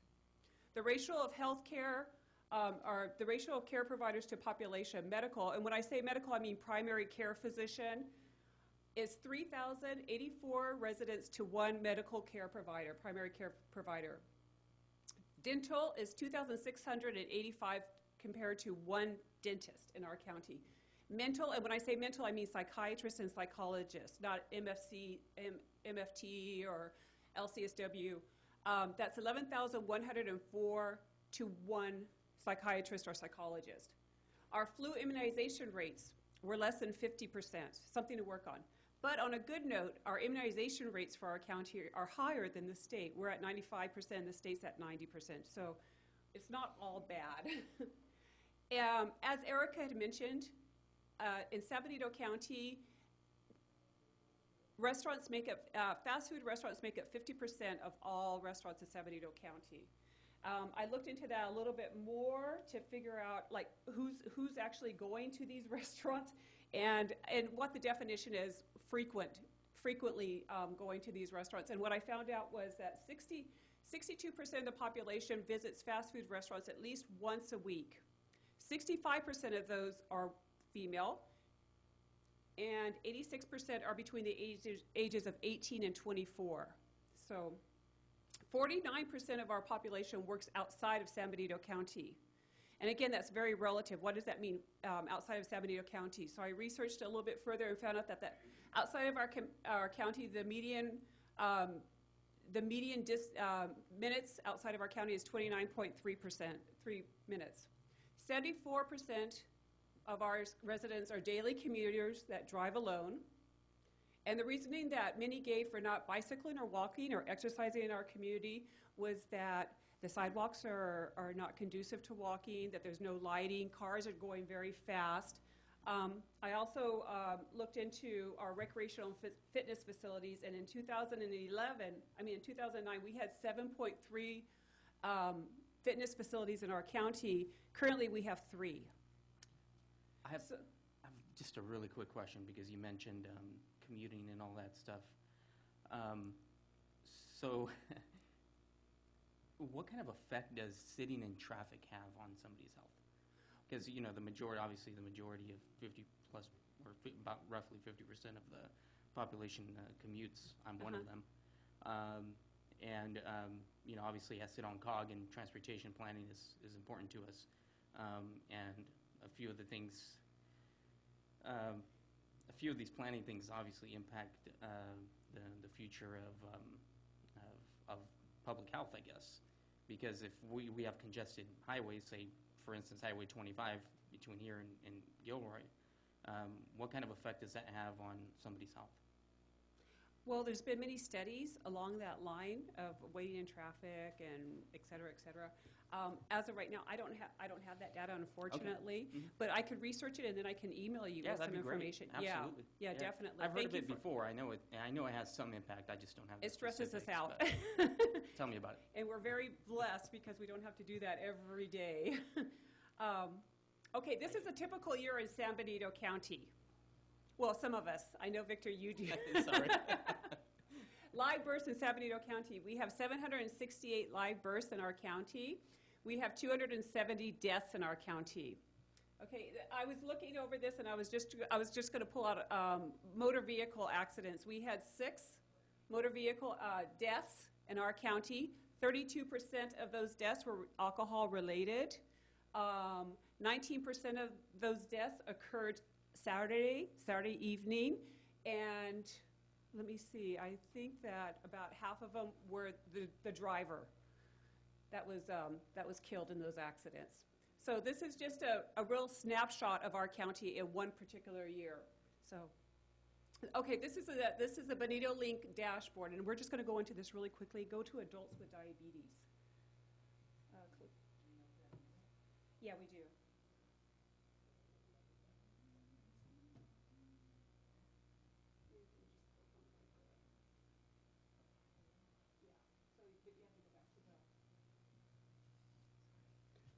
We apologize.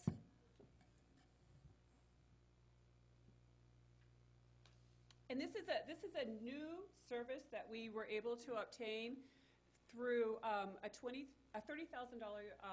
grant from Gavilan College and Vision San Benito Link. We are allowed this dashboard for 1 year, and then after that, it's going to be $20,000 a year to maintain it. Unless we find other grants in order to maintain it.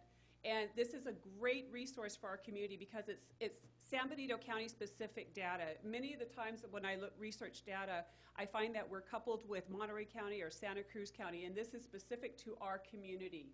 So go on community dashboard right there. Okay. And the rates tell us what our problems are in our county. For instance, our primary care rate, we're almost in the red problems. So go down to adults with diabetes. This is just to give you just one example because I don't want to take up too much of your time. Adults with diabetes. Yeah. You can see that we're in the red. And every one of us have the opportunity to go to this link. It's open for the entire public. So, okay, so right now we have 17.5% of our adults have diabetes in San Benito County. If you scroll, we're in the red. If you scroll down, it shows where this data came from, so it's a reputable source. It's significant. The percent, you can see the increase. And when I gave this presentation at San Juan City Council, they were horrified by this because in 2009 we had 7.1% for our county, and in 2011, 2012 we are at 17.5%. So that's a huge increase, huge. Okay, by age, 45 to 64 seems like the most prevalence at 23%, and female, 20%. Hispanic. So we're seeing some patterns here. We're seeing a lot of patterns, and so now we have to develop a plan on how we're going to address some of these issues in our county. We're actually, did you want to go to next slide? So the next steps are that we're going to continue working with our core planning group to develop a community health assessment to improve improvement plan and strategic plan so that we can take all this data that we combined to develop a plan for our community that best fits our community and what the needs are. And we plan to submit another grant probably in the next year to the Health Trust again for additional funding so that we'll continue to do this research. And lastly, thank you for your interest in assuring the conditions of healthier people in San Benito County. Are there any questions? I know I just threw a lot of stuff at you, and I apologize. Any questions from council? I don't have any. I thought it was a good report, though. Oh, well, thank you. Those are scary figures. Pardon? Those are kind of scary figures when you break them down like that. They are, and had we not had this opportunity to do our research, we wouldn't have been able to ascertain this information, which is really going to be helpful in our planning for the next year. We really have to do something because the health of our community is imperative. And I always say, if you don't have your health, what else matters, really?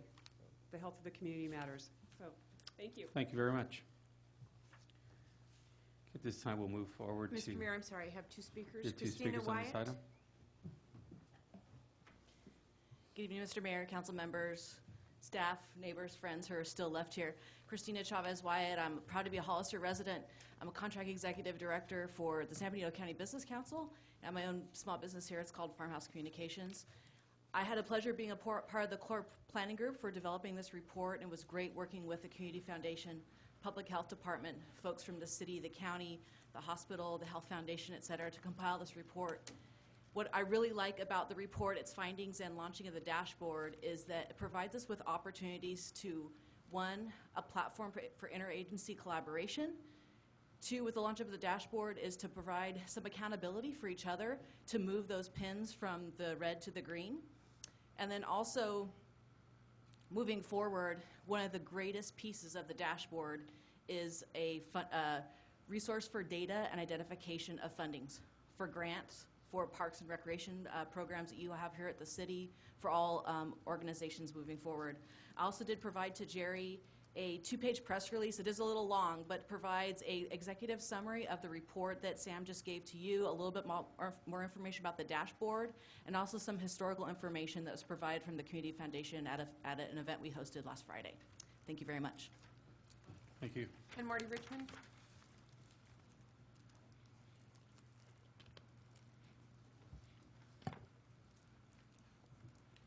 Good evening again, Marty Richmond from Hollister. I just want to make some comments on this.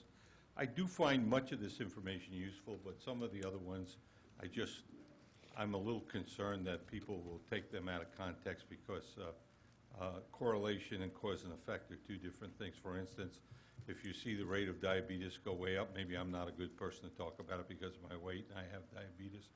I'm genetically, my father had it, his whole family had it, and he never weighed more than 160 pounds his whole life, so it's not just that I'm overweight.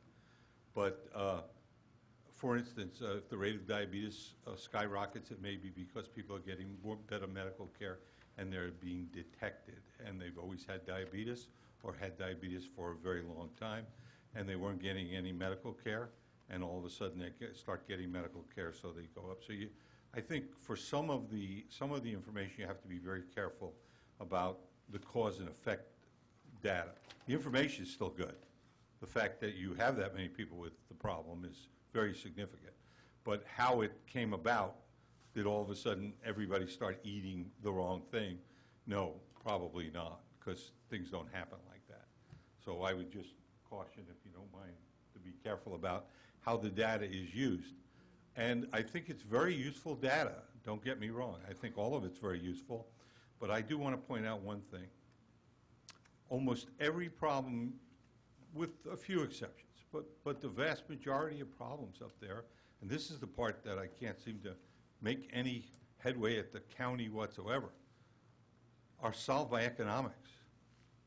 Why do you think that we have a low rate of GPs here, general practitioners or primary physicians? Do you think it's because primary physicians don't like to live here or whatever? Or as the lady pointed out, economics is a huge amount. It's the first 40%, and I would argue it's a lot of what's left after that first 40%. But we don't seem to care. I mean, we have people in this county go, well, as long as the weather's nice, what do I care? The fact that we have an enormous amount of unemployed, the fact that we have one of the longest median commutes in the area, she mentioned 29 minutes. I know where she got that figure from the federal government. And you can get it from the U.S. Census. The fact that as a percent of income, we're paying more for housing than any of the 6 counties. I don't know if people know that. The 6 counties that are around, including us, the 6-county area, the 5 around us and us. You say, well, it's a lot more expensive in Santa Clara. Well, yes, it is. but as a percent of income, it's not. We are the highest, okay? And we are also the second highest in California, considered median income for median property tax. Second only to Napa. But I can't seem to make a dent with the county, so I'll try to make a dent with you. I hate to be the bearer of doom, but I'm telling you, if we don't do something about the economics here, the county is finished. We may survive as a city so we can wave them goodbye. Okay? They've lost $38 million in the last 6 years, and they don't have any way to make it up. And even if they started breaking even next year, which they're not, it won't bring that $38 million back, and it won't do anything about our unemployment rate. And our unemployment rate and our inability of our people who live here to make a living is affecting everything to do with their health. We know poverty is the worst health item. It isn't tobacco, is not the worst health item, drug addiction or anything. It's poverty.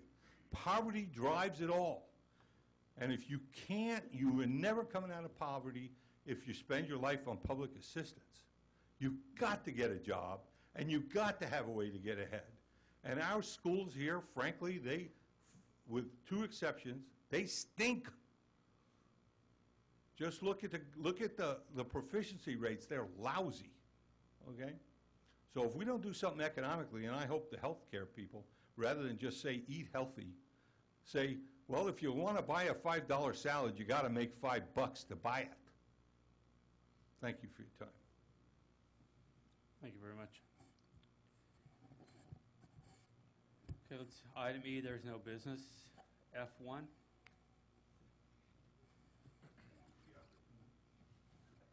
Mayor Velasquez and council members, this is a resolution before you to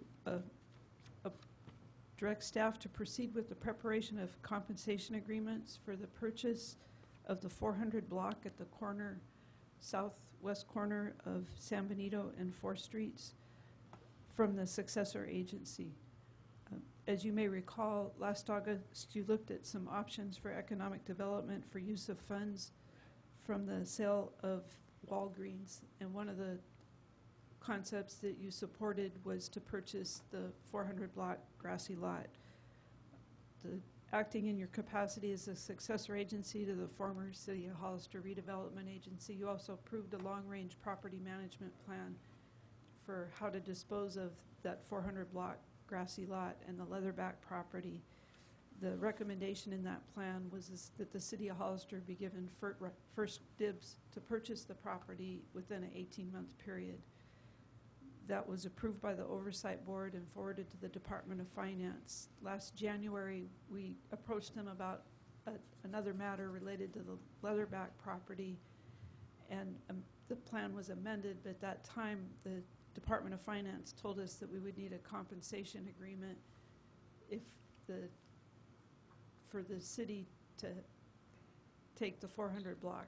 We talked to them this morning, and they said if we're just purchasing it outright, we don't need that compensation agreement.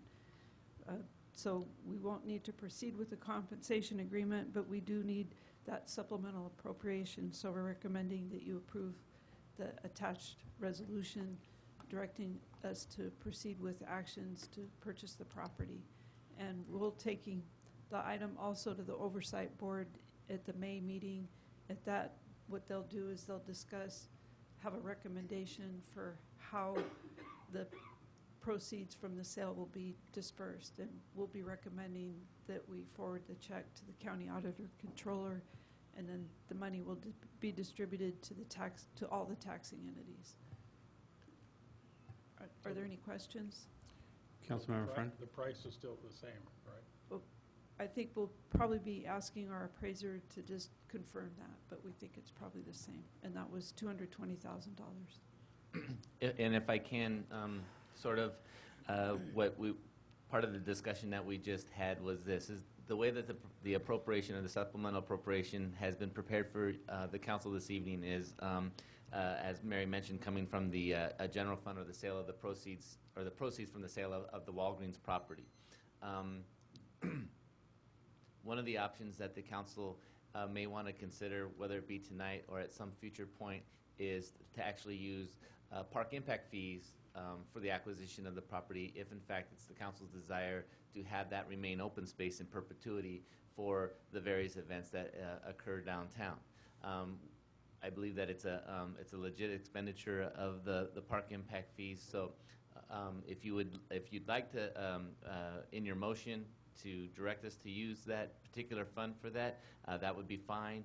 If you want to approve the resolution tonight and the appropriation as prepared, and direct staff to come back, we can certainly do that, or leave it as is.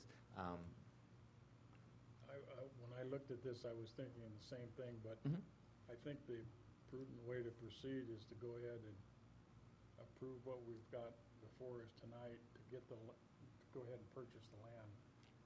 I don't think it's been completely settled amongst the council and the city as to exactly what's going to happen to the 400 block. I mean, I know what a lot of us desire to happen to it, but I don't think it's ever been officially designated that this was going to happen until we own it. I didn't think that was a time to bring it up. So. Absolutely, and I just wanted to present that as a potential option, and that's... Because we could always get the money back from the parks. Yeah, I think that's one option that you do always have, is that in the event that something changes and that is going to be an open space forever, then that we can go ahead and make that transfer at that time. Councilmember Scatini? So, are you considering using the Walgreen money to buy this? Yes. To buy this? Yes. If you'll recall, we prepared some alternatives and some priorities to you after the sale of the Walgreens property several months ago, and that was one of the ones that the council at that time focused on, is to make sure that we somehow remained in control of that property and what was going to happen with that 400 block. Okay. So my question to you then: what happened to the money of the house that we sold on San Benito Street? What happened to it? Yeah, it's also in the general fund. It's in a special revenue account under the general fund. Okay. Same as, actually, it went to the same place that this did, right? Yeah. What could use some of that money for the purchases of this property? Yeah, it just goes into a pot. So I mean, if you want to say that half of it or all of it came from the 1148 San Benito Street house to that, that's fine. Okay. That's all I have. Thank you. Councilmember Gomez? No, the only thing I want to say is just that that was the council's desire when we talked about the priorities with this money. So in general, I think if this was any other property anywhere else, I wouldn't support this because I don't think we need to be getting into property acquisition unless it's going to be a specific area, obviously like this, and this is important for the city to kind of have a plan and hopefully implement some kind of plan for the future of that corner lot. So I'm fine with it. I'd like to make a motion that we approve Resolution 2014-77. Is there a second? Second. All in favor? Aye. Aye. I'll abstain from this issue. Thank you. 301. Thank you very much. Let's move forward to item G1. Council members and their committees that they serve. Councilmember Friend? Yes, I do have a quick report on the rally committee. I talked to Mark this morning, and he wanted us to know that he is moving forward with his plans. He has 7 major sponsors already signed up. He has 90% of the vendors from last year have already resubmitted their permits for downtown. He's working on getting more. He's in Arizona, was in Arizona for 3 weeks, and Laughlin, getting more vendors. He'll be in Sturgis next week to receive more bid, and he's almost done with the final plan for the downtown, the layout, and he will be presenting that to the council here in the next 1 or 2 meetings. and I believe it's been approved by, I don't know if you've seen the deal.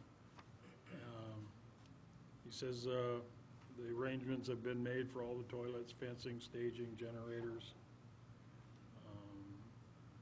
So it looks like he's, I would say if I had to put a number on it, about 70% done with putting the rally together for the 3 days.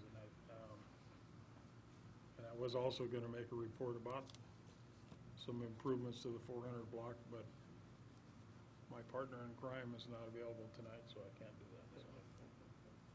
So I will bring it back up next time. Okay. Councilmember Scutini. Yeah, I think Victor's going to comment on one of the committees that we served on. Then I might add to it after that. Okay. Okay. Councilmember Gomez. Yeah, thank you, Mr. Mayor. First of all, I'm going to make this quick. I know we normally only get like half a minute on this, but I did ask Bob Scales to be here and kind of give out a little bit of input, so I will ask him to come up for 2 or 3 minutes to. I hope that was worth the wait, Bob. Sorry about that. But I do want to address the COG issue just because I know that there have been a lot of questions and concerns from many people in the community about COG, and being the chair of the Council of Governments, I thought it would be proper to do this here at the Hollister City Council meeting. So first I'm going to address Steve Rosati's input. I know he's not here anymore, but I have a lot of respect for Steve. He's done a lot for the community, and you know, I appreciate all of the work that he's done with plenty of transportation items in the area. And I do have to agree with them, just like Marty did. Any type of development that the county decides to move forward with on Highway 25, if it's going to be specifically an impact of that community, if that ever does happen, they need to pay for it, period. So, you know, I think it's kind of a shame that this has turned out to be what it is.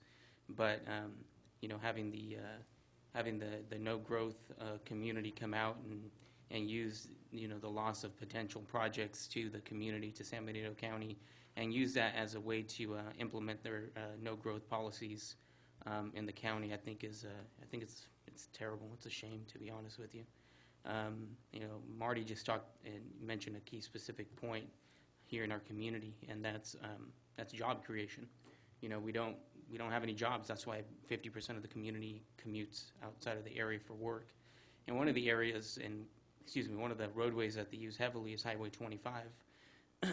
We have found a solution for 156, and I'm happy about that. But now, it's in years past and back again this year.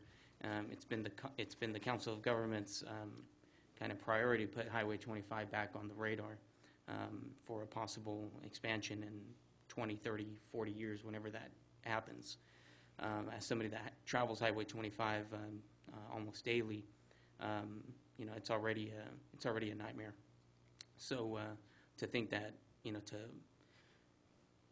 for the actions that COG took last week to rescind the COG's actions from the month before and implement a new board member to get that going is terrible.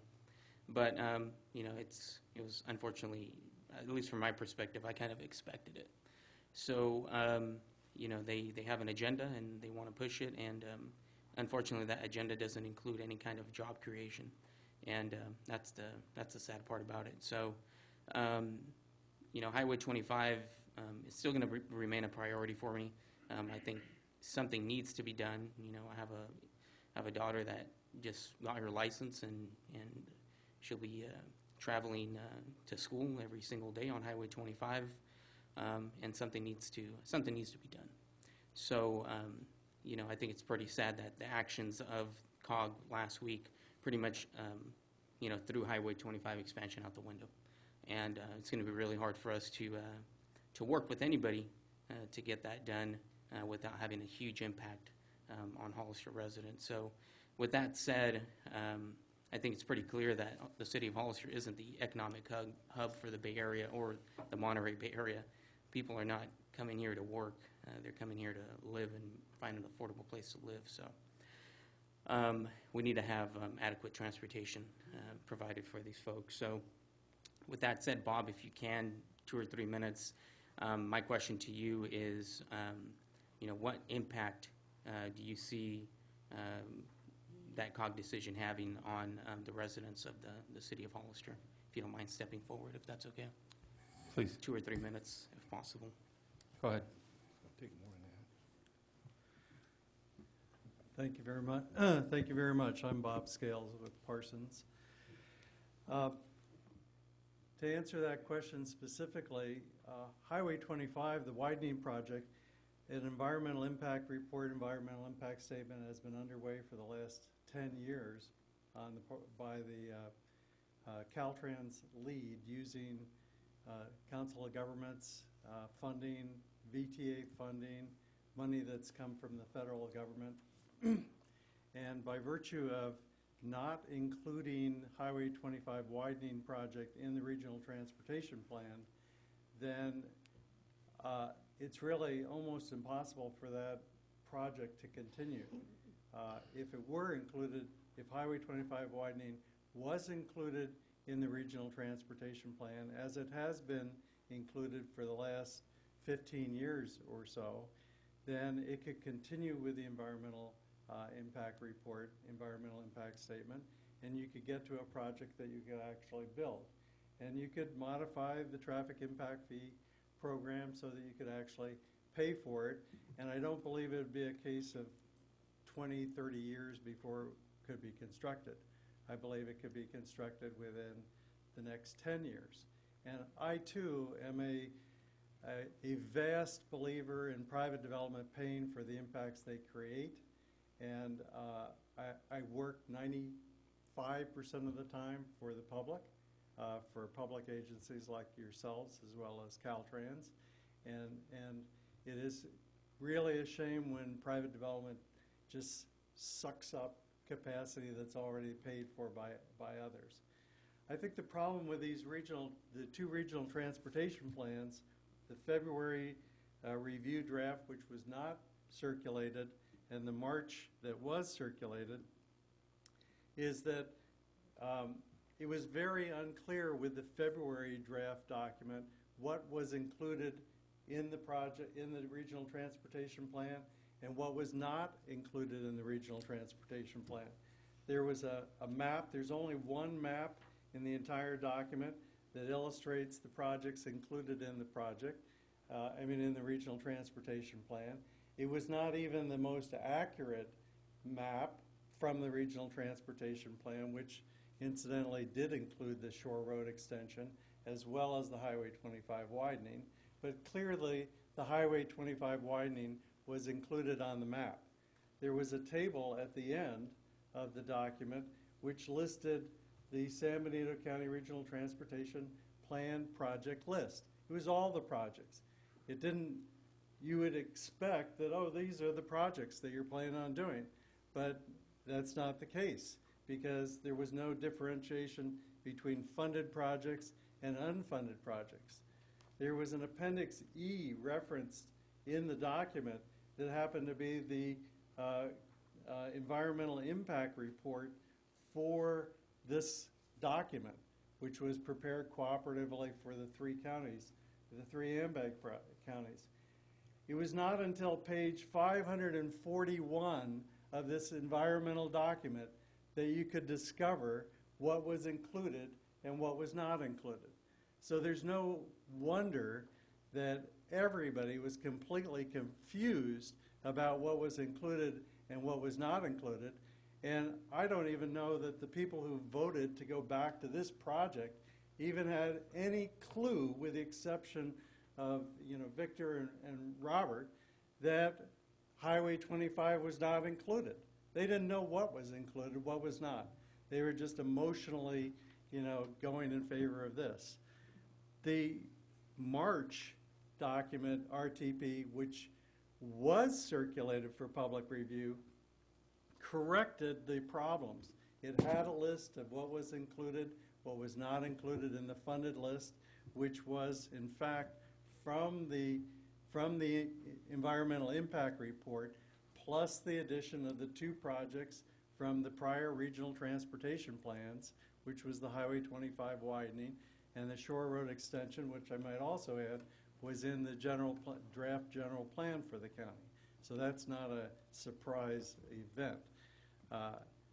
It also corrected all of the funding errors that were included in this February document. I mean, even on the executive summary that said how much money is available for highway transportation projects, whoops, $83 million from a table later on was left off. And this is on page 2 of the document. There was a lot of discussion about, oh, you couldn't use this newer document because it relied on the San Benito, City of Hollister and San Benito County traffic model for some of the analysis results. Well, there are only 2 tables or figures in the entire document that have anything to do with the travel forecast model in terms of performance measurements. And the 2 tables based on the AMBAG model were incorrect. And we talked to AMBAG about it, and they agreed they were incorrect. So, not having the corrected AMBAG model results, we used the county model to provide the correct numbers in this document. So, massive confusion regarding all of the above. The funny thing is, this is so solvable. At the Council of Governments meeting in public comment, I offered 10 pages worth of, little corrections needed for 10 pages of this circulated document that would allow both the higher population numbers, the 94,731 from the county general plan, as well as the 81,332 from the AMBAG forecast to both be considered. And that's still an option. And so really the choice is, do we do nothing for the next 10 years?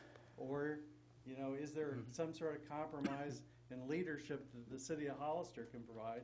Because more than half of your households in the city of Hollister send a commuter up the road on 25 every day. Thank you, Bob. Yeah, I appreciate your input. And, like I said before, sitting up here representing the city of Hollister, the way Robbie and I voted on it, and then also Supervisor De La Cruz voted on it, and to make sure that we adopted the regional transportation plan that actually included Highway 25, because Supervisor De La Cruz obviously represents quite a majority of the city of Hollister as well, and unfortunately he was removed to obviously move that vote the other way. So anyway, I wanted to thank you, Bob. I appreciate that, and I just wanted to share that information, obviously, with the rest of the board. So I just had a quick question. If I understand this right, there was a vote taken and then a vote taken again later to rescind the original vote? Correct. It just wasn't the same board. But doesn't the prevailing party have to request that? So we took motion in March. Somebody from the Board of Supervisors didn't like it, and they removed a sitting committee member. Yeah, but I think one of the 3 that voted would have to be to vote to bring that forward again at the prevailing party. But okay, you'd have to check those bylaws to make sure. All right. Is that it? Yeah, that was all I had to report. I don't have anything to report as far as any of my committees. We'll move forward to item 2, informational reports from City Council. Councilmember Friend. I just have a real quick one. I attended the airport meeting on the air show. It was a great meeting. I think we're well on the way to having another successful air show on the 11th and 12th of June. And it sounds like from what I saw at the meeting, they've got all their ducks in a row and they're ready to go. They've got some new shows going to be out there this year. They're still mapping out the airport and trying to figure out where everybody's going to go. but it sounded very positive, like it was going to be another successful, depending on the weather, successful. And I told them that, you know, to make sure it was a success, I'm sure the mayor would jump out of a plane. And it seemed to perk everybody up and make it a real positive meeting. I'm just worried about who's packing that chute for me. I'll teach you to put me on those committees. Council members continue. Yeah, I'm going to pack your chute, and I'm not going to have an alternate chute tacked to your pack. So the alternate may not work for you. No, I don't have anything else. Councilmember Gomez.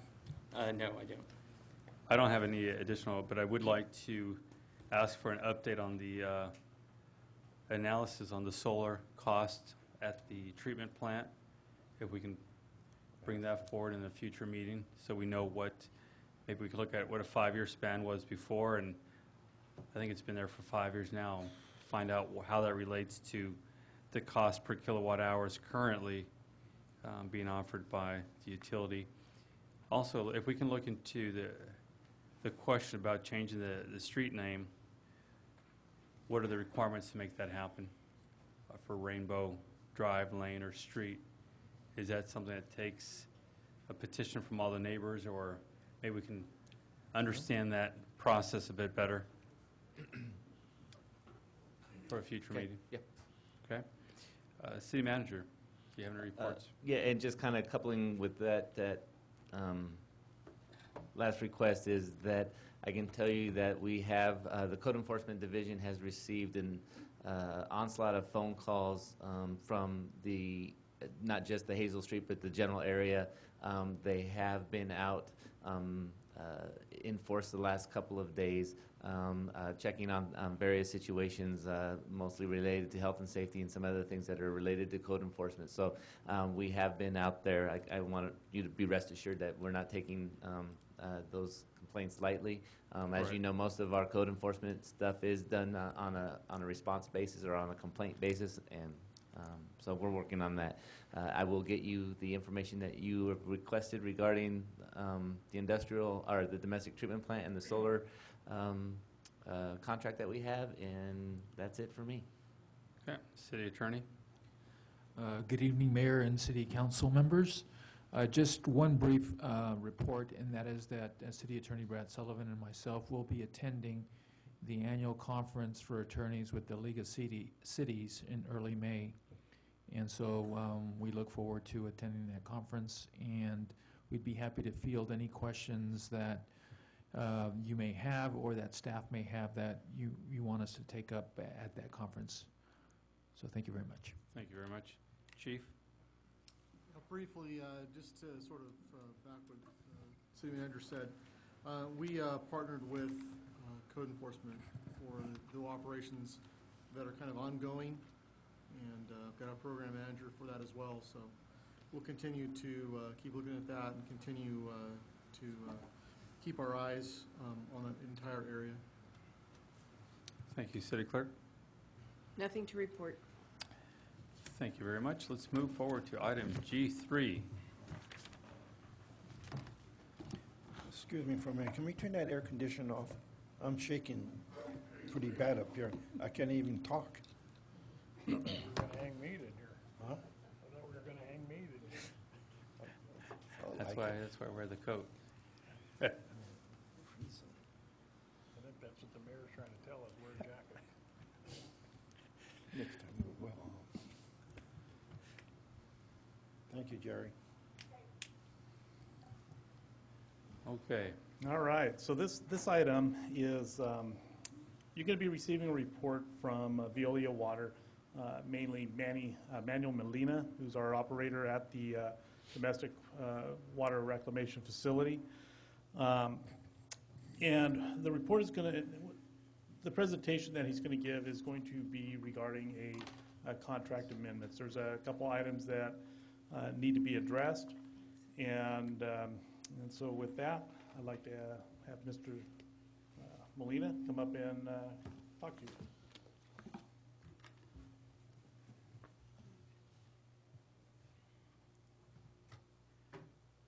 Mayor, esteemed members of the council, thank you so much. I sincerely come here as an extension of your Public Works staff, as a contractor, but an extension of that staff nevertheless, and it just seems appropriate that wastewater comes at the end. Because, I'm here all night. Here all night. Tip your servers, they work hard. Again, I'm Manny Molina. I'm the project manager for Veolia Water's project there with the city in a public-private partnership, the Mystic Wastewater Treatment Facility. I'm also here with Jose Rodriguez. He's our operations supervisor, also a lifetime resident of Hollister and involved with the city's wastewater facility for 13 years, 16 years? 16 years. So he's no stranger to what has transpired over the years. As well, Shilan Patel, he's director for Veolia Water, Western United States in development, and he's here to assist if there's any questions we might have from a contractual basis. I'm here more to talk about the operational issues. But this is just an overview of a proposal that the city has asked us, city staff has asked us to put together to address issues that have come up over the past year, and some actually that have started maybe even 5 years ago that are now coming to a point of decision making, and we want to bring that information to the city's attention. So we're going to review our public professional services agreement that we have with the city, its history, how we got to where we are today. We are going to discuss changes that have occurred since the contract that we have in place in 2010. What has changed since then that has brought this to bear before council? We want to present our recommendations as to how you might want to address these, and then answer any questions you may have.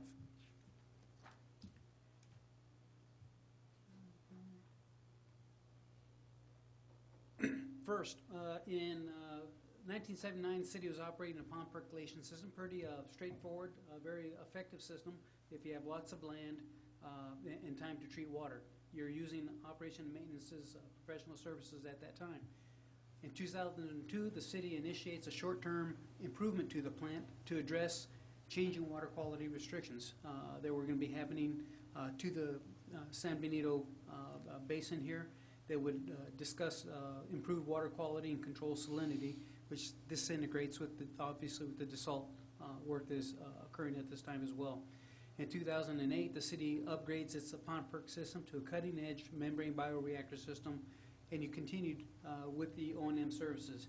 At the time, when Veolia and the other persons privileged to compete for this project did so, it was a Class 3 plant, and that'll have impact later in this discussion, but it's important that you know that it was at that time a Class 3 plant.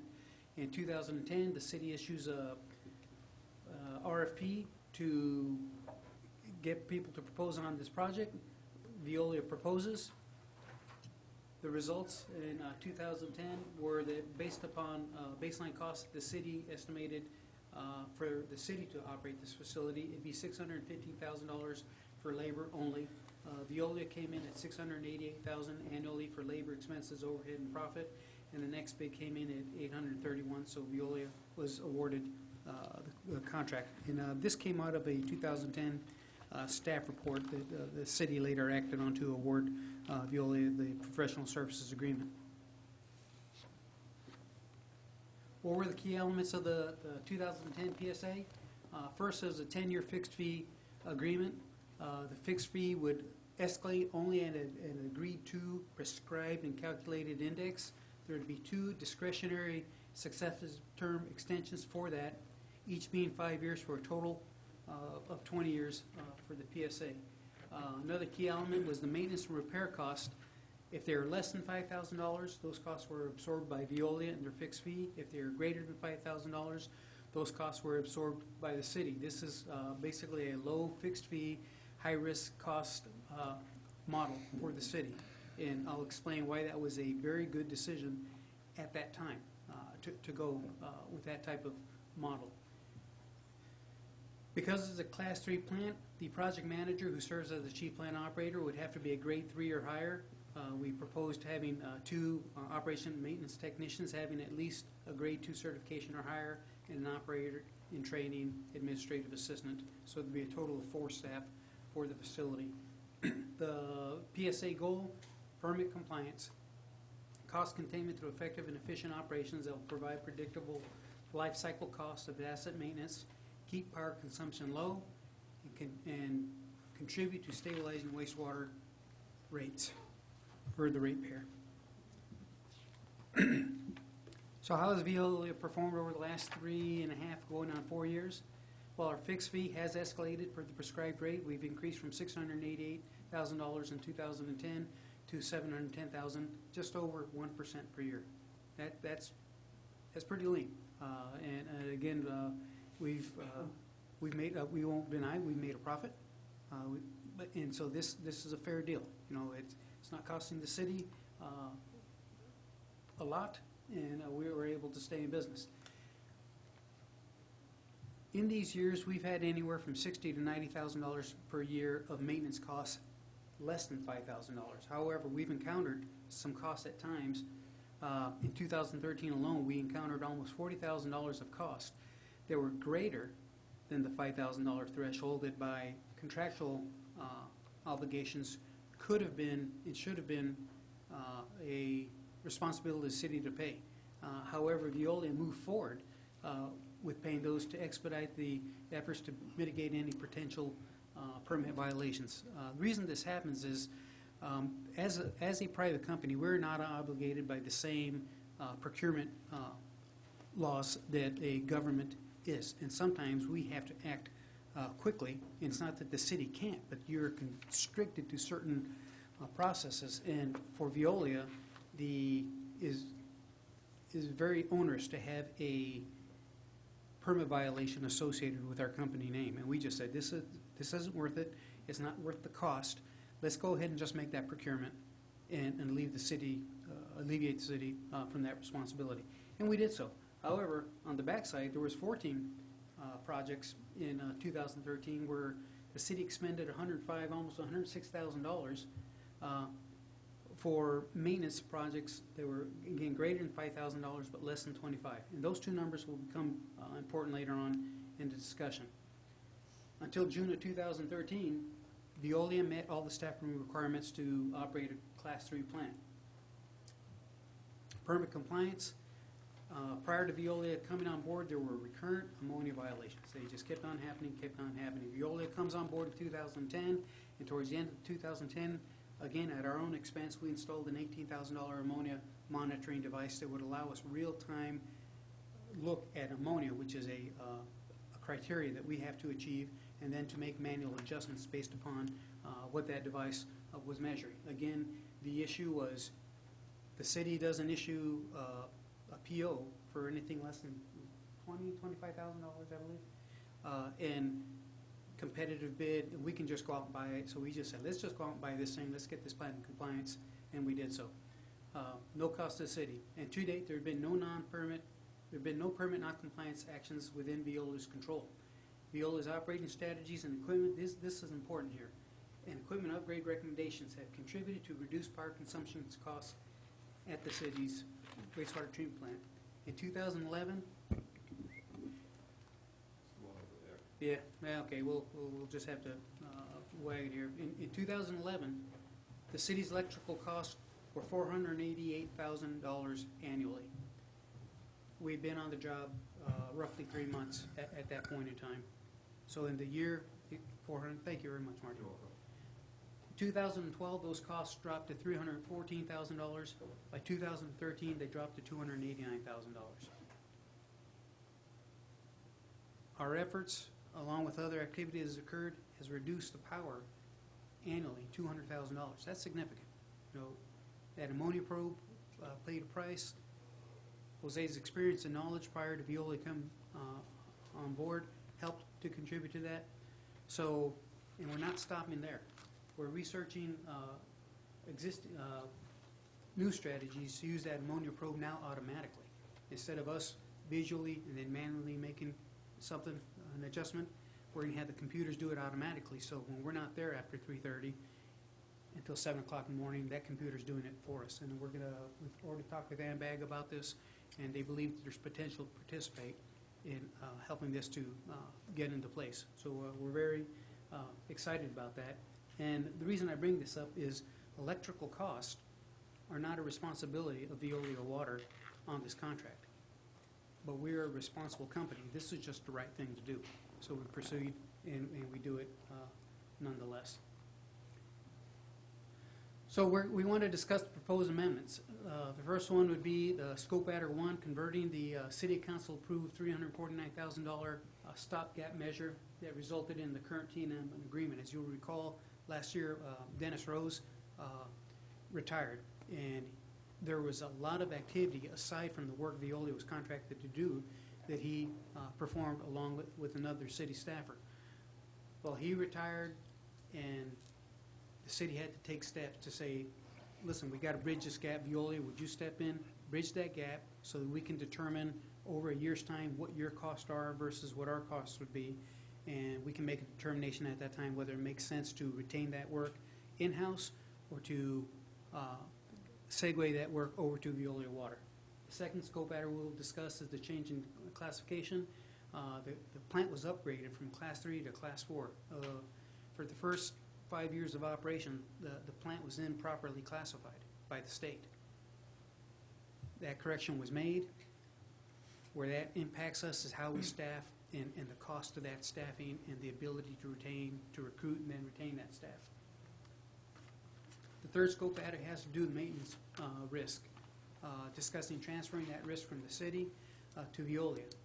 We'll go into detail in that, but it's when we came on board, the plant was 2 years old. The plant's now starting its 7th year of operation. Things have operated around the clock. They're going to continue to wear. What does that mean to the city, and how can Veolia help with what that means to the city? And finally, discussing solids. If you'll recall at last year's bike rally, we literally had a stink out there at that plant. There was just a lot of things going on. It impacted the plant. That pond is filling up with sludge. We need to figure out what to do about that situation. So scope adder 1, conversion. Loss of key city staff, as I mentioned, to retirement and projected long-term absence of another qualified staffer resulted in City Council authorizing the $349,000 time and materials agreement with Veolia to execute the operations of the industrial plant, septic receiving station, reclaimed water system, and other miscellaneous administrative services that Dennis executed. There is no shortage of activity when the city engineer would call Dennis and say, hey Dennis, can you look into how can we better do this? And Dennis would do that work. Well, that resource was lost. We became that resource for the city. In the 2013-2014 budget, because the city is still was, how are we going to go with this? It's important to note that the breadth of FTEs needed for this activity totaled $269,000, and your maintenance that you had pigeonholed for the activity that you would be responsible for was $62,000.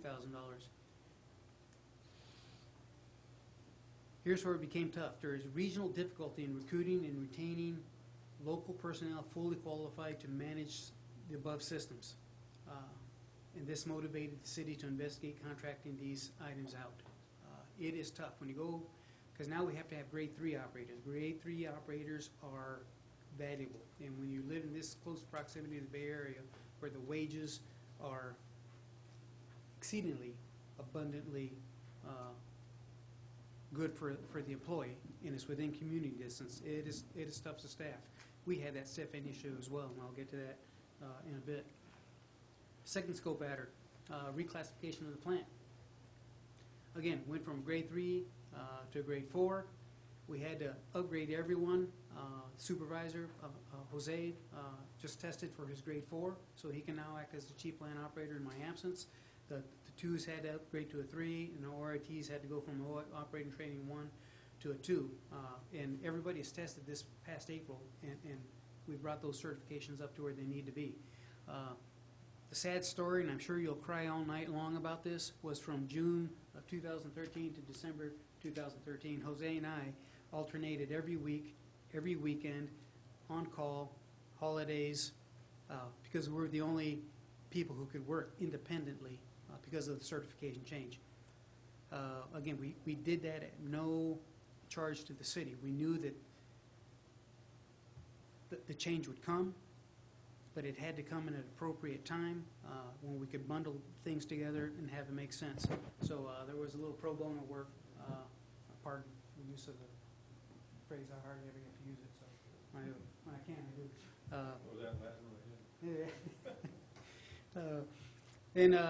So the increased fee for this is necessary to address this change in law, and that provision is within the agreement that we have with the city. It's important to note, what does recruitment take? We started recruiting in August.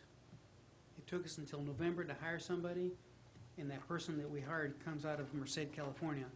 And that person, like I, live in Hollister during the week, and then we commute to our homes on the weekend. So it is tough to get bodies here when they can jump over the hill and make a lot of money. Scope Adder 3, M&R risk transfer from the city to Veolia. When we bid this project, the plant was only 2 years old. Things were new, shiny, clean. Some things were just coming off of warranty. Well, now we're moving into the 7th year of operation. These items that were on warranty, a lot of these moving parts have a 7 to 10 year service life. And the increase in M&R cost, if we stay at that $5,000 threshold, will only increase for the city. Right now, we are moving into a gray area for Veolia, because in a wastewater plant, everything costs greater than $5,000. We replaced a pump seal to a 10-inch pump, and the seal alone cost us $6,600, and that's the city cost. Increasing the M&R cost to be borne by Veolia to everything less than $25,000 per maintenance event, rather than the current $5,000, will significantly reduce the unpredictability of month-to-month and year-to-year M&R costs of the city and improve planning of future sewer rates. Again, as I mentioned earlier, the city expended greater than $105,000 in 2013. $105,000 for projects less than $25,000, where if we were to change that, all those costs would fall, that $105,000 would fall to Veolia. Our maintenance model that we have, when we have maintenance models for this facility that actually run out 50 years. And in that maintenance model, we predict in 2014 that there will be more than $150,000 in expenses, and we're anticipating an average of $165,000 over 10 years. Every year, $165,000. Moving to this increased threshold from $5,000 to $25,000, where Veolia will be responsible, will significantly improve our response time for maintenance and repair work to be executed.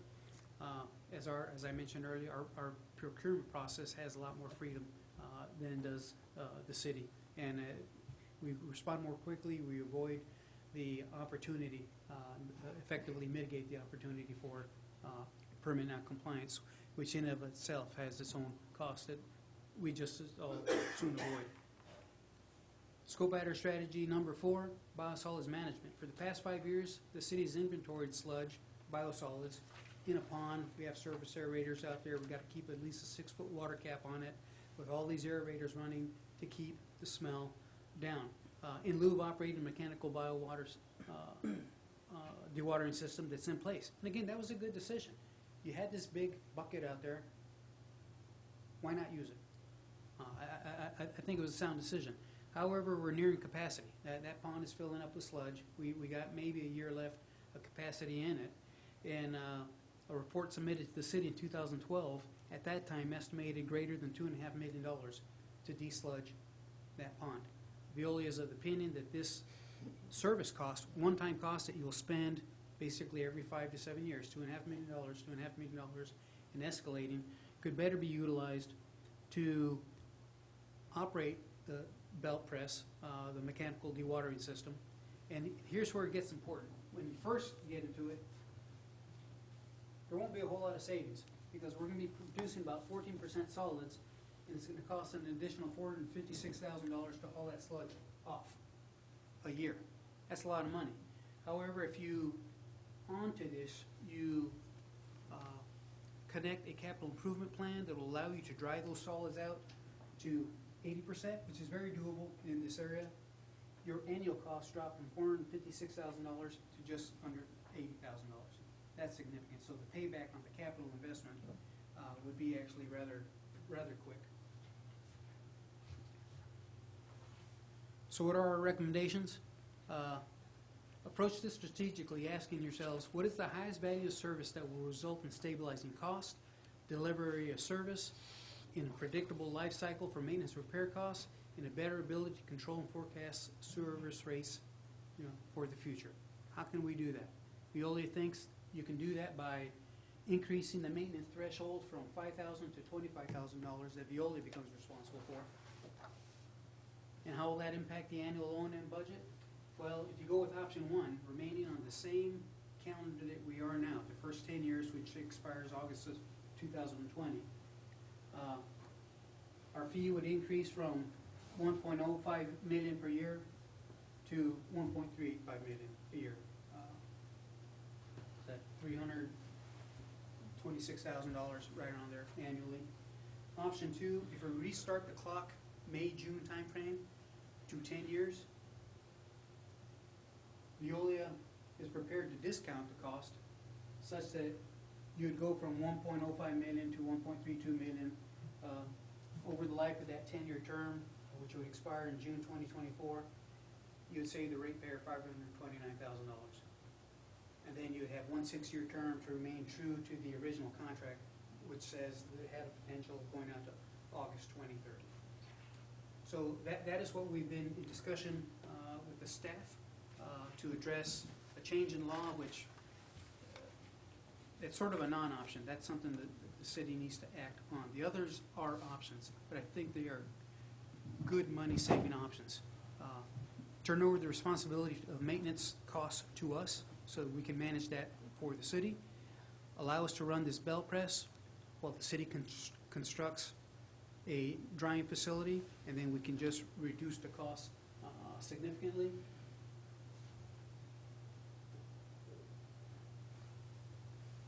And those really are the big ones.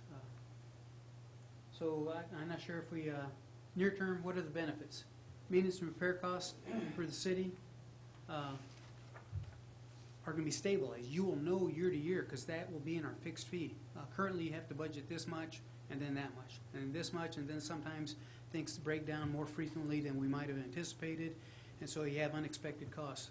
Maintenance costs would be fixed. You would know what they are. You'd only be spending for items greater than $25,000 or recommended capital improvement. We can repair, but eventually you can't repair something, you got to replace it. That would be a capital cost. That would be a cost borne by the city. You'll also have our technical insight that will be expanded to industrial plant O&M. We've discussed what's going to happen out there. Believe it or not, that simple plant is going to become a little bit more complicated. What is being proposed by AMBAG, solid technology, but we go from this just turn the blowers on and walk away to a computer-controlled system that requires technology and technicians to do that. We already had and retain that knowledge for you at the domestic plant. Let us carry that over, and we'll continue to bring in these money-saving ideas to the city to reduce your cost overall. Long-term, as I mentioned, if we go with option two, that's a savings to the ratepayer of $529,000. The responsibility of recruiting and retaining staff falls to Veolia. That isn't a, geez, this guy was good, we brought him on and he retired. Geez, this guy was good and he went to Santa Clara. That's Veolia's problem. We will deal with it. We will handle it as we have. We'll stabilize the costs, as I mentioned, and you can better predict your sewer service rates over the long haul. And again, we truly see ourselves as an extension of your staff. You will have us for no less than 10 years, that technical resource to be able to look at new things in the future. So again, I went over it rather quickly, but I was trying to respect your time and everybody's else's time here. So if you have any questions at this time, we'd be glad to answer. Or thank you. Councilmember Friend, do you have any questions? No, this is a lot of information to take in one shot. yeah, it is. It is a belly full. And so in addition to the presentation, there's a little bit more detail in your package of the actual proposal we gave to the city. And again, we just wanted to give you that 100,000-foot view of what we think can happen. But again, I'm free to answer any questions now or in the future, depending on your direction to staff. Councilmember Scatini? Yes, my question to you is, when would this have to be approved by? When would a new contract go in place if we decide to go? Well, with it? the current T&M agreement ends May 31st. It was a one-year contract, and so I would, if it could be done by then, that would allow for a seamless transition into June.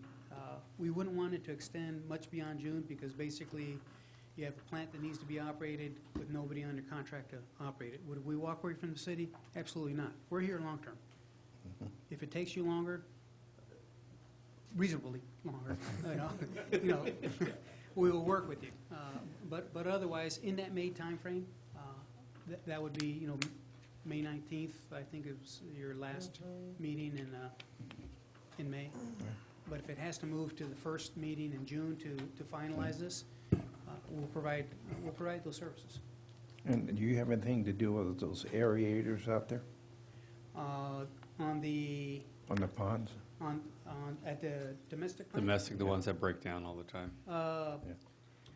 You have anything to do with those? At the industrial plant, we have for the last year. At the domestic plant, we've only had, one go down this past year. We just approach things a little bit differently. And this year at the industrial plant, we also only had one go down. Okay, that's the ones from Canada? That, sir, I do not know. Yes. That's one from Canada? Oh, the compressors? Yeah. Okay, yeah, that is, those are out of Canada by way of, I believe, South Korea. Yeah. And so, yeah, those were put in there. It's got that maintenance service agreement. The city engineer has tasked me to do a evaluation of the value of that.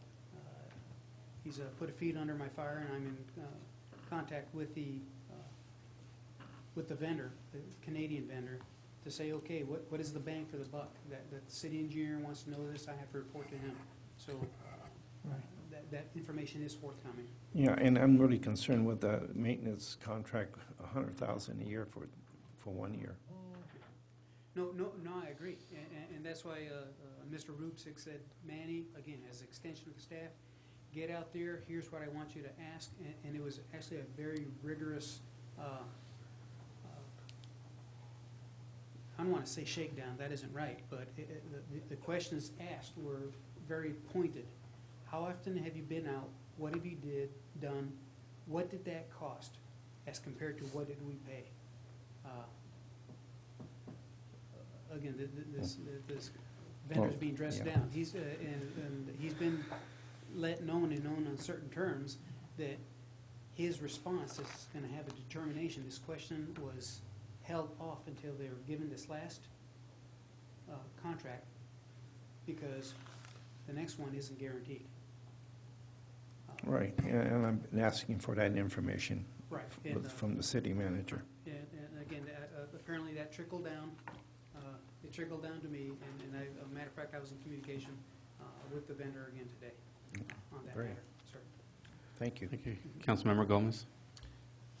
No, the only thing I want to say is, well, thank you for the information. I mean, it is, as Ray said or Robbie said, it's quite a bit of information. So I do want to take the time to follow up with staff and discuss a few things. I have a few questions that I do want to ask.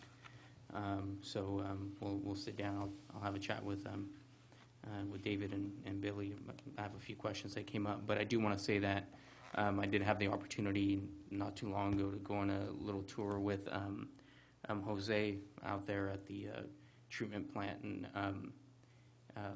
I think it's actually really, I have to say, it's really interesting what you folks do out there, and you guys are doing an excellent job when it comes to safety, when it comes to getting the job done. You guys are doing great. So I'm up to date. I'm happy with what I've seen. So kudos, Jose, and thanks for taking me on your tour out there. I wish I could take my kids. That way they could think twice about everything that happens.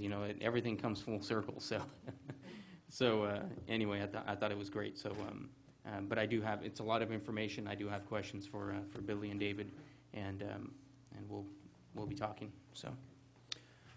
Well, for myself, I want to thank you also for the tour. God, I don't know if that was a year ago now or a while back, but I was impressed with what you guys were doing out there. So the questions I have is, what caused it to go from a Class 3 to Class 4? When the original paperwork was submitted, probably 2008, 2007, as the plant was being designed and being constructed, as I mentioned, the plant's called a membrane bioreactor, MBR. Literally, one of the boxes that get checked, one of them is a biological filtration. That box got checked. Biological filtration literally is a 1950s technology that was rocks where water was poured over, slime grew on the rocks, and the slime removed the pollutants. It was effective but very low technology. Because that box got checked incorrectly, the state, again, they just see paper coming across their desk.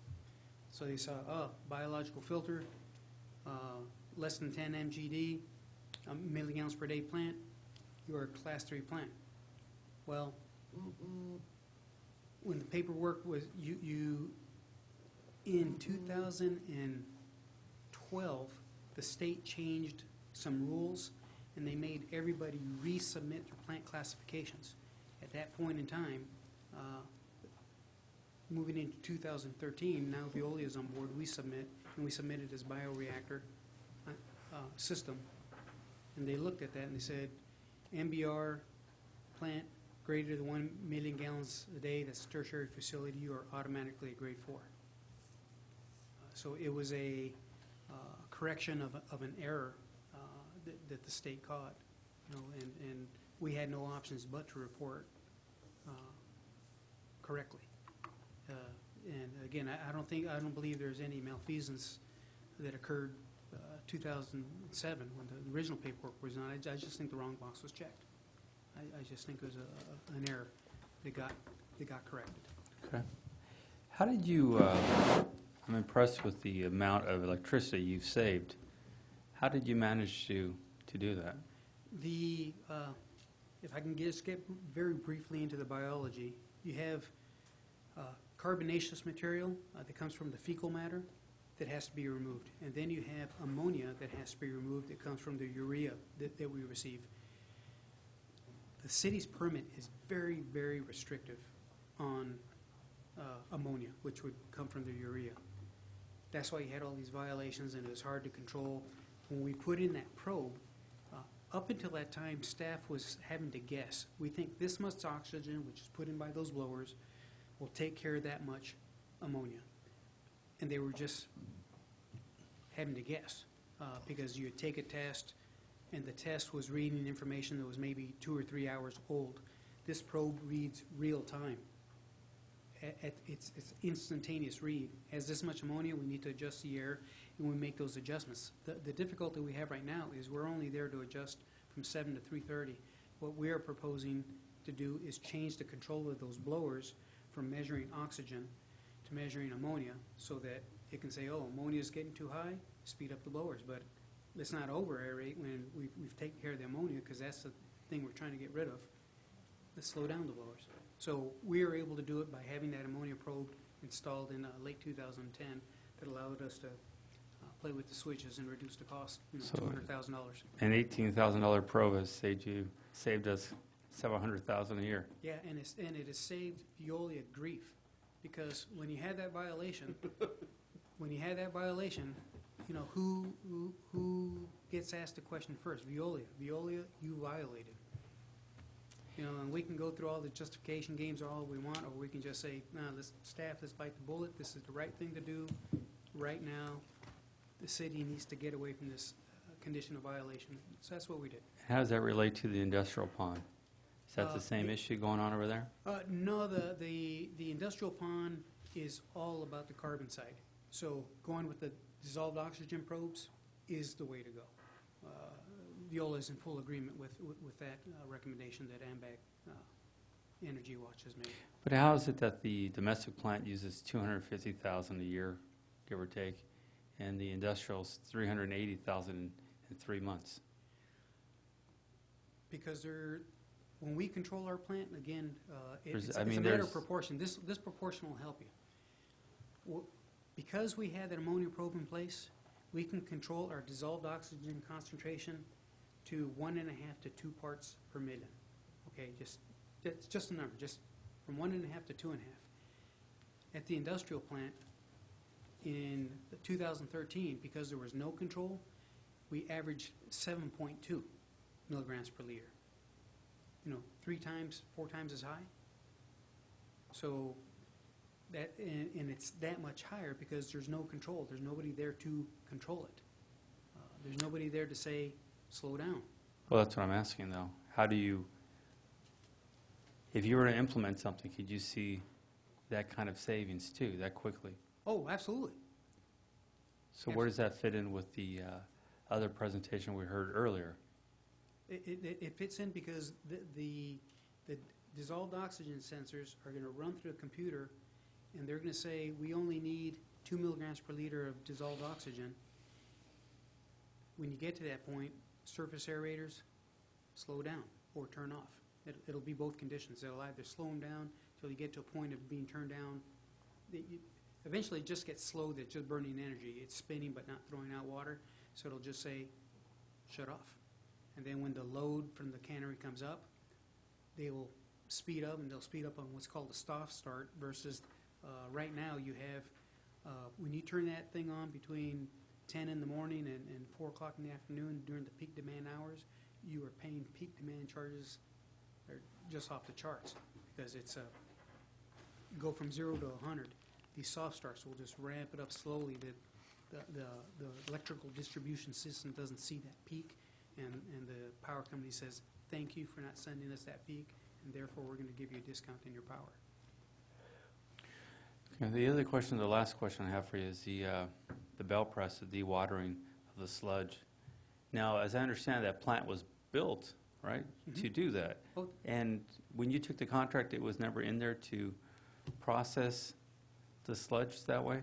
No, it was listed as equipment that we had to maintain but not to operate because in order to operate, there's be chemicals that come along with it, and they wanted to save on the chemicals, they wanted to save on the labor, because it's going to take another body.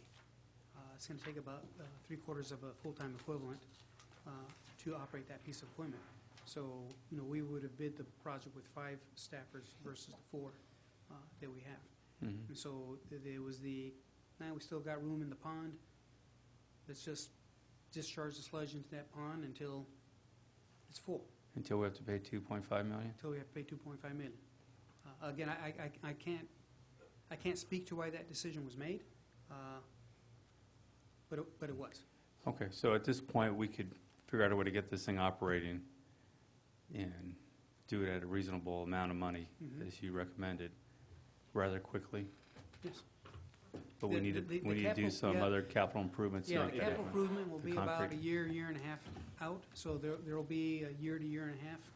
Maybe. Yeah, and our goal here, I think, from our perspective is kind of a cost containment thing, is understanding that you're going to pay for it anyway. Right, yeah. And our idea is really sort of to go from the perspective of it's much easier for us to manage our money on an annual basis and just have it as part of our operating budget rather than coming in and once every 5 years doing the sludge. It just doesn't make sense. But there is a big CIP, I say big, a reasonable size CIP that we want to put out there, the drying beds, so that it makes disposal easier. Obviously, we've talked a little bit about that, but yeah. We'll start with that. And if you're interested, what we're proposing that the city consider, Veolia already does in 2 projects here in Northern California, one in Discovery Bay, the other in Rio Vista.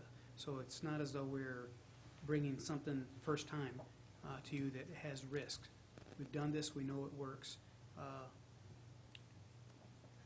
We really encourage the city to consider it. Again, we don't make money off of that. We're just saying this is technology that works, that will save you money. You should consider doing it.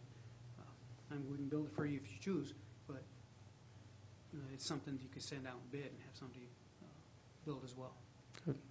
I appreciate everything you've done out there, and I'd like to take you up on that and take a look at some of these other plants. Oh, And we'd be glad to do that. See what we can do. Just let us know, because it's really pretty cool stuff. All right, thank you very much. Thank you, Manny. So what we're asking today is for council to give staff direction on how you would like us to proceed. Obviously, our recommendation, because we've had a lot of negotiation and talks with Veolia on what we'd like to see proposed. So our recommendation would be to accept their amendments and come back to City Council for with the resolutions that would approve their amendments. But we are asking for direction from you, and I do got to say that since I've been working with Veolia for the last 6 months, they've actually been extremely helpful to me. I see nothing but professional people out there working, and they have answers. Every time I have a question, they have answers. And I saw the email today that Manny put out to light another fire under the Neros blower company to make sure that that our requests get fulfilled. And I would expect that will happen very, very shortly. So with that, I think if you could make sure we're at the same time discussing the press or the dewatering there. Is that what we're talking about in there included? yes, Okay, so we could start moving in that process. yes. Okay. I'd like to see, this is a lot of information tonight that got thrown on us, and I appreciate what you did, the information you gave, but I'd like to have studied this a little bit more, understand it a little bit more, and that would be my opinion. I'm not saying I'm against it, I'm for it, but I'd like to have a little bit more time. I think it is a lot of information. I think it would not be a bad idea to try to set up a meeting and maybe tour the plant and get some more updates. So Exactly. when you see that in action and you understand what the guys are doing out there, it's pretty impressive. So I have confidence in your operation, what you did out there, what you do. So. But also, there's a time element here, too, I understand. We don't meet that often unless we have we shouldn't have to have If I may make a suggestion, what I'd like to do is maybe with David's department, maybe we could try to schedule a tour for some of you folks to go out individually, not as a group, obviously, tour the plant, maybe go out before the first week in May, maybe have another study session on May 12th to really iron out some of each of the key points. I mean, I know there's a few of them up there, and maybe what the alternatives to those key deal points are. In some cases, you're not going to have any. I mean, going from a grade 3 to a grade 4, there's not really an option here. Right. I mean, there Mr. just really is Rivera, not. Sorry. We do have a League of California Cities division meeting on May 12th. Dang it. Sorry. May 13th. If I can just chime in really quick. I have a couple of questions, but nothing to the point where, and I have, like I mentioned before, I've had a tour of the facility, and I think Veolia has done an excellent job out there. I do have questions, but nothing that would hinder me from having this come back to council on May 5th. So maybe if we don't see those questions, if we have concerns before that, can we just have it removed from the agenda or have the item continued? I just want to make sure we have this on the agenda, and if any of the council members don't feel comfortable, we could always have the item continued another 2 weeks or a week for a special study session or something like that. That way we're still making the deadlines there.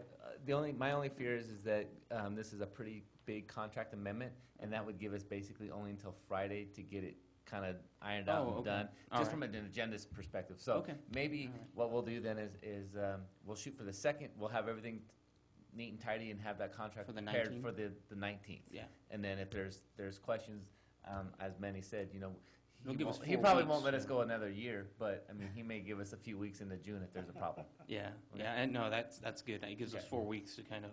Yeah, no, we can do, I think we can manage that. So are we still working about a tour? Y- Giving us time absolutely. to do that. I think it's important, just, obviously we hear a lot about the outrageous sewer rates and water rates. It's important for us to really understand what's happening out there. Mhm. So we have a good answer for the public, and, it doesn't come free, so. And keep in mind that the city of Hollister hasn't raised sewer rates since 2010? Yes. That's true, and we want to make sure we're making the right decisions so we don't have to. That's exactly correct. All right. My question is, will that give me enough time, Manny, if we come back on the, was it the 5th of 19th. May 19th? That give me enough time? Because I wouldn't want to delay this. I mean, this is the bottom line. We're going to have to do it. Let's face it. So, Well, we're going to have to do parts of it, and the T&M contract, I think we want to handle before the end of May, and I think we ought to just try to do it all at one time. right. Good. Okay. That's fine. Got Did it. you say, Billy, you were gonna arrange some tours? Yeah, I can certainly do that. I mean, I'd like to just go out and see, I haven't been out there, so. Oh, you've never been out there? Oh, okay. Oh, yeah, Yeah. We'll make sure that Manny takes you. It's a good tour. absolutely, very helpful, especially you can point out the drawing area and what is out there and what needs to be done. Yeah. Certainly glad to do that. How long will the tour take? Oh, hour and 15 minutes. It is, because of the technology you went with, it's actually a very small footprint, given the amount of flow you handle. A plant of conventional, what's called a conventional plant, would probably be at least twice as big, but it's very compartmentalized, so very efficient in its layout. Good. Yeah, if you could set up a morning in the next week or so, I'll do it. Great. You need a motion for that? No, I think it's just direction for that. All right, All right, thank you very much. thank you. Items H, I, J, and K, there is no business. For adjournment? Second? All in favor? Aye. Motion carries 4-0 vote. Thank you very much, everyone, for being so patient tonight.